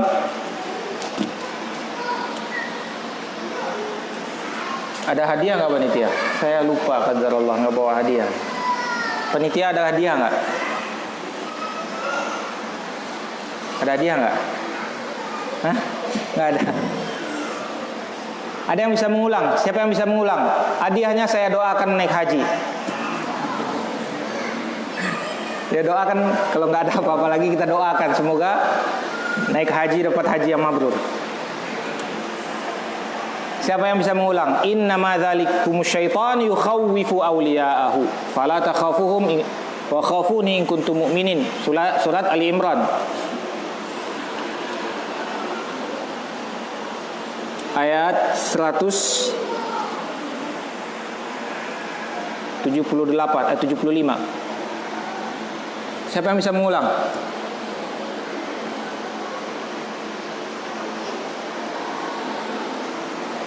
Bisa? Katanya banyak yang hafal Quran.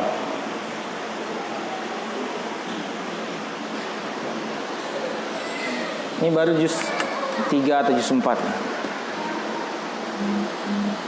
Ada yang bisa mengulang?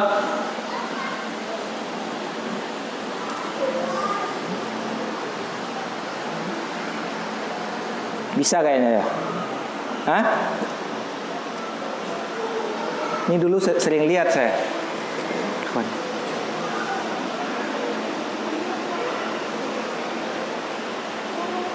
Gak ada mikrofon gak?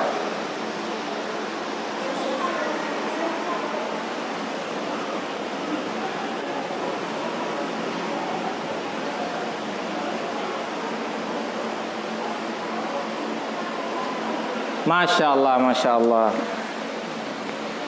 Ke depan deh, baca di depan. Biar yang lainnya dengar. Hah? Enggak? Ada yang berani ke depan?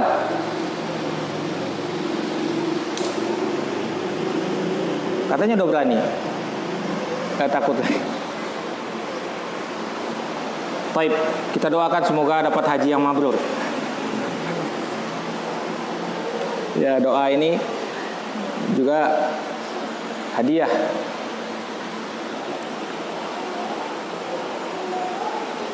Nah, ini khauf. Khauf ini iman, akidah. Tauhid. Harus ditauhidkan kepada Allah Subhanahu wa taala. Lawannya, bisa enggak khauf ini diselewengkan kepada selain Allah? Bisa. Maka kalau seandainya khauf ini diselewengkan kepada Allah dari Allah Subhanahu wa taala, maka batal keimanannya. Batal keimanan seseorang tersebut.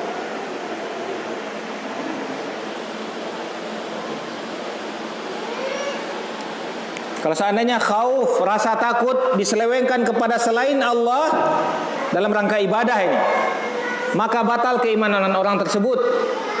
Kufur, dia jatuh kepada kufur. Syirik besar.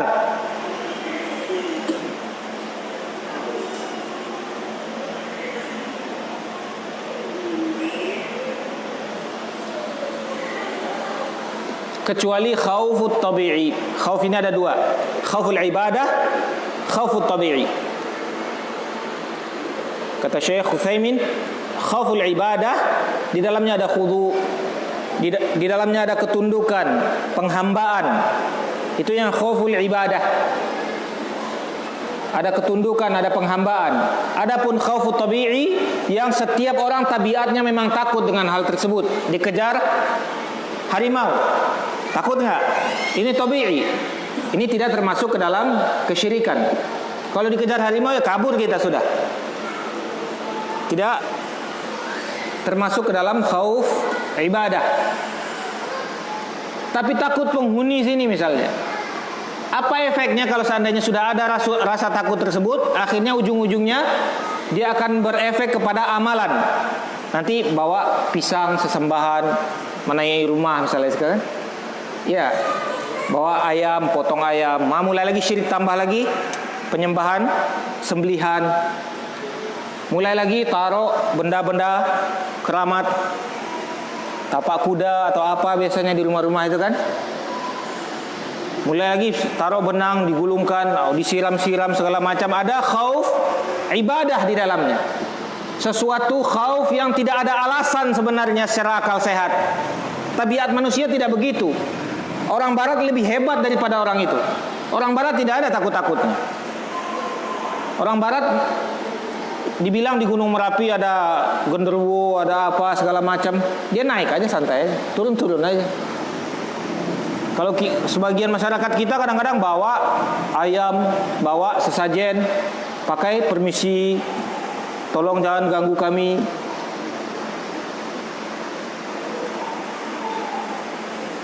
Ada khauf ibadah, ada khudu', ada ketundukan di dalamnya. Lalu dibawakan sesajen-sesajen, jimat-jimat. Nah, itu akhirnya. Awalnya dari mana? Awalnya dari hati. Itu makanya hebat hati itu. Awalnya dari hati kesyirikan itu, lalu diaplikasikan melalui perbuatan-perbuatan. Kita lihatnya sudah di perbuatan. Kalau hati kita tidak bisa nilai. Kalau sudah kita lihat di perbuatannya, mulai bawa sesajen, mulai bawa sesembahan, mulai minta izin sana, minta izin sini, mulai ada ketakutan untuk supaya permisi, supaya tidak diganggu oleh penghuni ini, penghuni itu. Maka ini khauful ibadah. Khauful ibadah diselewengkan pada selain Allah, syirik. Tadi orang yang dia dibakar hidup-hidup, dibakar ketika dia sudah mati, apa yang dia bawa ke hadapan Allah? Apa yang dia bawa? Khauf. Dia bawa khauf ke hadapan Allah SWT, ikhlas hanya kepada Allah. Dia takut kepada Allah. Murni dia bawa ketakutannya hanya untuk Allah Subhanahu wa taala. Wah, ini perkara besar, ini bukan perkara main-main di hadapan Allah.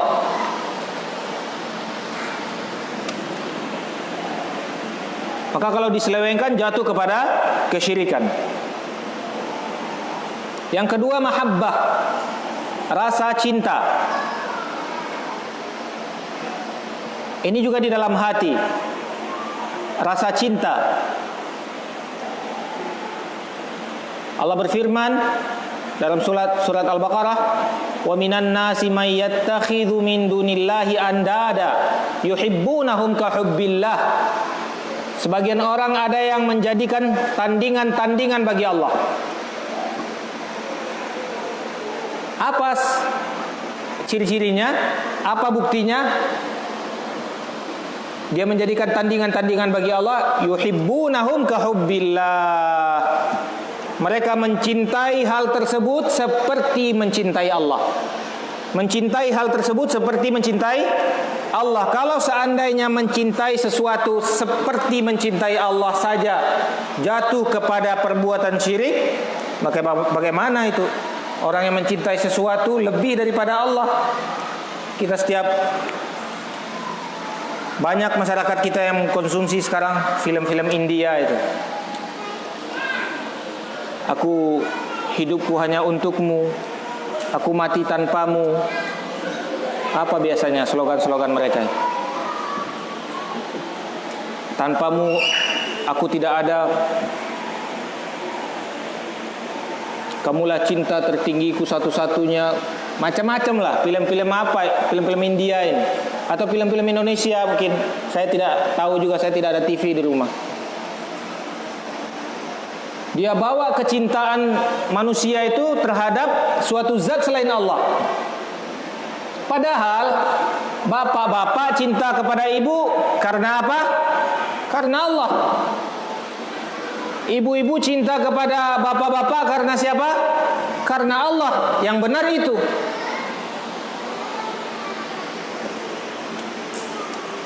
Bapak-bapak mencintai anaknya karena siapa? Karena Allah. Nabi Nuh ketika telah datang ombak besar, kata dia, "Inna ibni min ahli." Sungguhnya anak itu keluargaku ya Allah.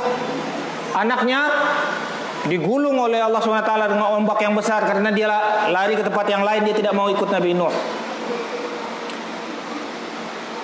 Kata Allah SWT, "Innahu laisa min ahlik." Itu bukan keluargamu. Innahu amalun ghairu saleh. Sesungguhnya itu adalah amalan yang tidak saleh. Anaknya yang keluar menjadi amalan yang tidak saleh.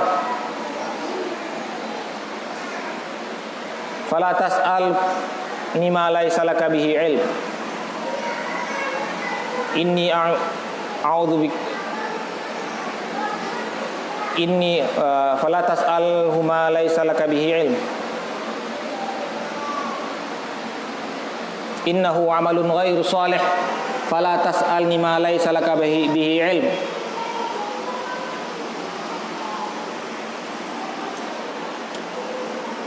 A'udzu billahi minasyaitonir rajim. Inni a'udzuka an takuna minal jahilin. aku memperingati kamu, kata Allah Subhanahu wa taala, janganlah kamu termasuk orang-orang yang jahil. Padahal anaknya yang dia cintai itu bukan keluargamu, kata Allah. Ahli itu orang dekat, orang dekat. Itu bukan orang dekatmu, itu bukan keluargamu. Itu orang amalan yang tidak soleh, orang jahat.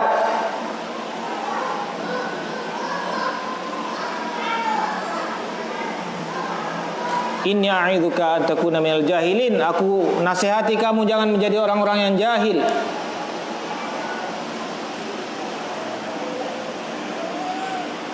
Lalu Nabi Nuh minta ampun kepada Allah SWT. Ya Allah, aku berlindung kepada Engkau dari meminta sesuatu, an as'alaka ma laysa li bihi ilm, meminta sesuatu yang aku tidak mempunyai ilmu di dalamnya. Wa illa taghfirli wa tarhamni aku minal jahilin. Kalau seandainya Engkau tidak merahmatiku dan memberikan aku taubat, bisa aku termasuk orang-orang yang jahil. Padahal dia minta anaknya. Dia minta anaknya, lalu Allah tidak mau. Itu bukan anakmu. Itu adalah amalan yang tidak soleh. Ini orang jahat yang menentang Allah SWT. Katanya, silahkan Bapak naik ke perahu, ikuti kata Tuhanmu, aku akan naik ke atas gunung yang melindungiku dari air bah. Dia merasa gunung akan melindungi dia. Allah tidak mau, dia percaya kepada Allah yang telah mewahyukan kepada Nabi Nuh. Dia lebih percaya kepada gunung yang akan menyelamatkan dia. Nah, ini bentuk kecintaan yang tidak boleh. Maka kalau seandainya ada kecintaan-kecintaan yang terlarang, atau kecintaan-kecintaan yang bukan dilandasi oleh dasar cinta kepada Allah Subhanahu wa taala, maka bisa jatuh kepada kesyirikan. Kalau sama saja mencintai sesuatu seperti mencintai Allah syirik, apalagi orang yang mencintai sesuatu lebih daripada Allah Subhanahu wa taala. Maka kita bersihkan hati kita dari kecintaan-kecintaan kepada sesuatu. Ta'isa abdud dinar, ta'isa abdud dirham, kata Nabi SAW. Celaka hamba dirham, celaka hamba dinar, celaka hamba dirham. Para pecinta dunia, cinta dunia saja bisa syirik kalau berlebih-lebihan.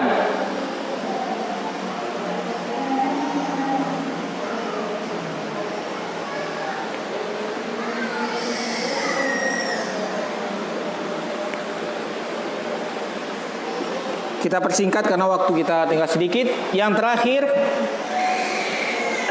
yang ketiga, raja, rasa berharap. Allah berfirman, "Faman kana yarju liqa'a rabbih falyamal 'amalan shalihan wa la yusyrik bi'ibadati rabbih ahada." Siapa yang merasa berharap, raja ini harap. Siapa yang merasa berharap, ada harapan, ingin bertemu dengan Allah Subhanahu wa taala, hendaklah dia beramal soleh, kata Allah, dan jangan dia mempersekutukan Allah Subhanahu wa taala, terutama dalam apa tadi? Dalam rajanya, dalam rasa berharapnya. Ada orang berharap kepada selain Allah Subhanahu wa taala banyak. Ada yang berharap kepada cincin, berharap kepada batu, berharap kepada manusia. Zaman ini orang banyak berharap kepada dokter. Mau sembuh, mau apa, lupa mengenadahkan tangan kepada Allah SWT, berharap kepada obat ini, berharap kepada dokter, berharap kepada pekerjaannya, berharap kepada jimat-jimatnya.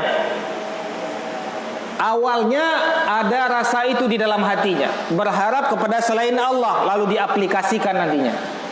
Lalu diaplikasikan dengan perbuatan, mulailah keluar jimat-jimat, penangkal-penangkal, penglaris-penglaris, adalah ramuan-ramuan disiram ini, siram itu.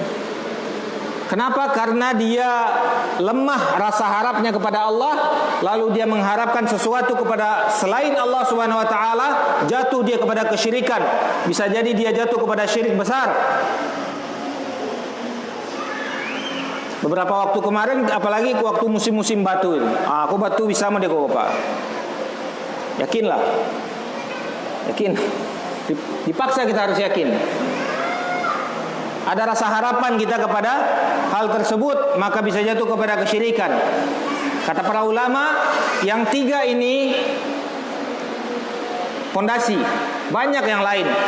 Tawakal, ibadah hati, inabah, taubat, syukur.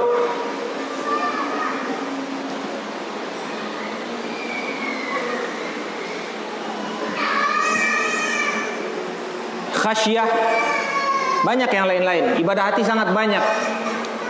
Tapi yang 3 ini pondasinya. Yang 3 ini sebagai pondasi. Siapa yang berlebih-lebihan takutnya kepada Allah, lalu dia kurangi kecintaan dan harapannya kepada Allah, maka dia khawarij, kata para ulama. Dia seperti burung. Yang 3 ini seperti burung terbang. Kalau dia seimbang, maka terbangnya baik. Kalau dia lebih satu, maka dia jatuh. Berlebih-lebihan di satu tempat, maka dia jatuh. Siapa yang lebih ketakutannya daripada yang lain, berlebih-lebihan, maka haruri, kata para ulama. Khawarij, saking takutnya kepada Allah, katanya i'dil ya Muhammad, berbuat adillah Muhammad. Ittaqillah, bertakwalah kamu kepada Allah ya Muhammad. Rasulullah digitukan orang-orang Khawarij, karena dia saking takutnya kepada Allah. Siang dan malam beribadah, sangat takut kepada Allah. Umar atau Ali bin Abi Thalib, saya ragu, mengatakan ketika kami tangkap orang Khawarij, kita lihat mukanya kuning, badannya kuning saking tidak makan, sering tidak makan, puasa. Matanya cekung saking dia begadang setiap malam. Kata istrinya, setiap kali saya siapkan kasur, tidak pernah sedikit pun berubah alas kasurnya, sedikit pun tidak dia coba kasurnya. Ditidur di lantai di mana. Saking takutnya kepada Allah Subhanahu wa taala, tapi dia lupa Allah juga ada raja. Allah juga pantas kita berharap. Betapapun rasa takut kita kepada Allah SWT, Allah sangat sakit, sangat pedih azabnya, kita juga berharap Allah juga maha pengampun. Allah juga rahmatnya sangat luas. Inna rahmati wasi'at kulla syai'. Kasih sayangku meliputi segala sesuatu, kata Allah. Kita juga berharap kepada Allah, bukan takut saja, lupa dengan Allah juga punya kasih sayang. Lalu kita lihat hasil dari akidah keyakinan mereka. Gampang saja membunuh-bunuh kaum muslimin, dipotong palanya, dipotong kakinya, ditembak-tembak. Karena dia merasa sangat takut kepada Allah. Pencuri mati itu. Pembohong mati. Bahkan saya lihat dia ada di video, dia tanya, "Kamu sudah sholat zuhur?" "Belum." Ditembak kan. Belum sholat ini. Pantas untuk mati. Azab Allah lebih pedih dari ini. Saking takutnya, lupa Allah juga punya ampunan. Allah juga punya rasa tempat berharap. Yang kedua, kalau kita berlebih-lebihan cinta kepada Allah, lupa dengan ketakutan, ini seperti sufi. Orang-orang sufi cinta-cinta saja kepada Allah. Bill Clinton kita cinta, George Bush kita cinta, Obama kita cinta, katanya semuanya kita cinta karena Allah cinta. Zikir salat nggak apa-apa, nggak tidak salat, kenapa? Mengingat Allah. Yang penting kita cinta kepada Allah, mengingat Allah Subhanahu wa taala. Nah, dia lupa, Allah juga pedih azabnya. Bukan cinta-cinta saja. Semuanya kita cinta, tidak ada, Allah juga perintahkan kita benci. Asyidda'un 'alal kufar. Para sahabat itu sangat keras kepada orang-orang kufar. Sangat menentang kekufuran. Wa bada bainana wa bainakumul adawatu wal baghdha, kata Nabi Ibrahim kepada orang-orang kufar pada zamannya, telah jelas pertentangan dan permusuhan di antara kami dan kalian hatta tu'minu billah, sampai kalian mau beriman kepada Allah. Bukan hanya cinta saja hidup ini. Seperti orang sufi, semuanya cinta saja. Lupa dengan Allah juga punya azab yang sangat pedih. Allah juga tempat berharap. Allah tempat berdoa, meminta. Dia enggak minta-minta lagi. Zikirnya Allah saja. Ujung-ujungnya hu aja. Kenapa? Yang penting kita sudah dekat dengan Allah. Ya Allah, kata mereka, aku beramal bukan karena ingin masuk surgamu atau aku takut kepada azabmu, katanya. Cuman hanyalah rahmat kamu, engkau yang sangat luas yang aku harapkan. Dia tidak takut masuk neraka Allah. Dia juga tidak berharap, tidak ada rajanya. Khaufnya tidak ada, tidak takut masuk neraka, tidak berharap masuk surga. Hilang khaufnya, hilang rajanya. Apa lagunya itu? Ilahi lastu lil firdausi a'la. Ya Allah, aku tidak pantas masuk firdaus, nggak mau, jual mahal. Wala aqwa 'alan naril jahimi, tapi aku juga tidak kuat masuk neraka. Ente mau kemana? Dia cinta, penting cinta pada Allah. Nah, ini orang-orang sufi. Tasawuf kalau banyak kali di kita. Yang terakhir, orang yang terlalu rajanya sangat besar. Orang-orang murjiah. Raja aja kepada Allah Subhanahu wa taala, cendekiawan muslim lah namanya sekarang atau apalah, orang-orang murjiah ini. Merokok, petatang petenteng, kongres segala macam. Kalau orang ibadah, orang sudah sholat semua segala macam, dia paling terakhir. Kadang malah Allah Maha Pengampun juga. Terlalu rajanya terlalu tinggi. Suruh ibadah, Allah kan Maha Pengampun. Ya kita sudah bosan juga, udah lama di pondok, bosan juga ibadahnya itu terus. Kalau kalian kan baru-baru ngaji, ya nggak apa-apa, sungguh-sungguh ibadah. Kalau kita kan udah lama.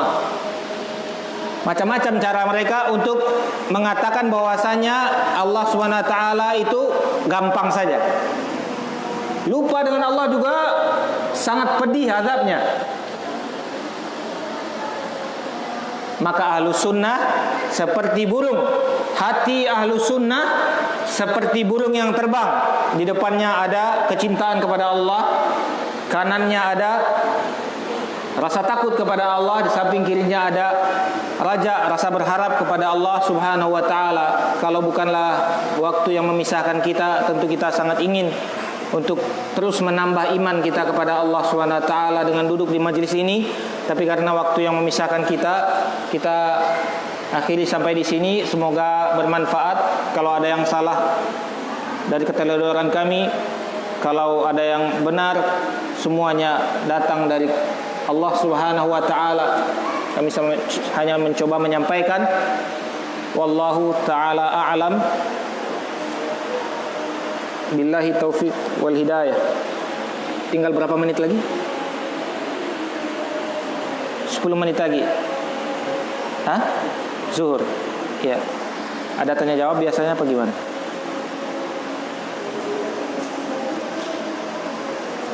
Hah? Hampir masuk zuhur. Ya deh, kita cukupkan saja. Saya rasa juga ini pembahasan bukan pembahasan yang pelik. Ini fitrah manusia, fitrah yang ada di hati mereka. Mudah-mudahan Allah Subhanahu wa taala menjadikan pertemuan kita ini pertemuan yang penuh berkah, dan Allah berikan manfaat yang sebesar-besarnya dari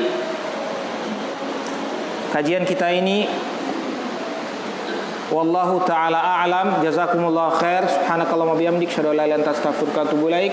Billahi taufiq wal hidayah. Assalamualaikum warahmatullahi wabarakatuh.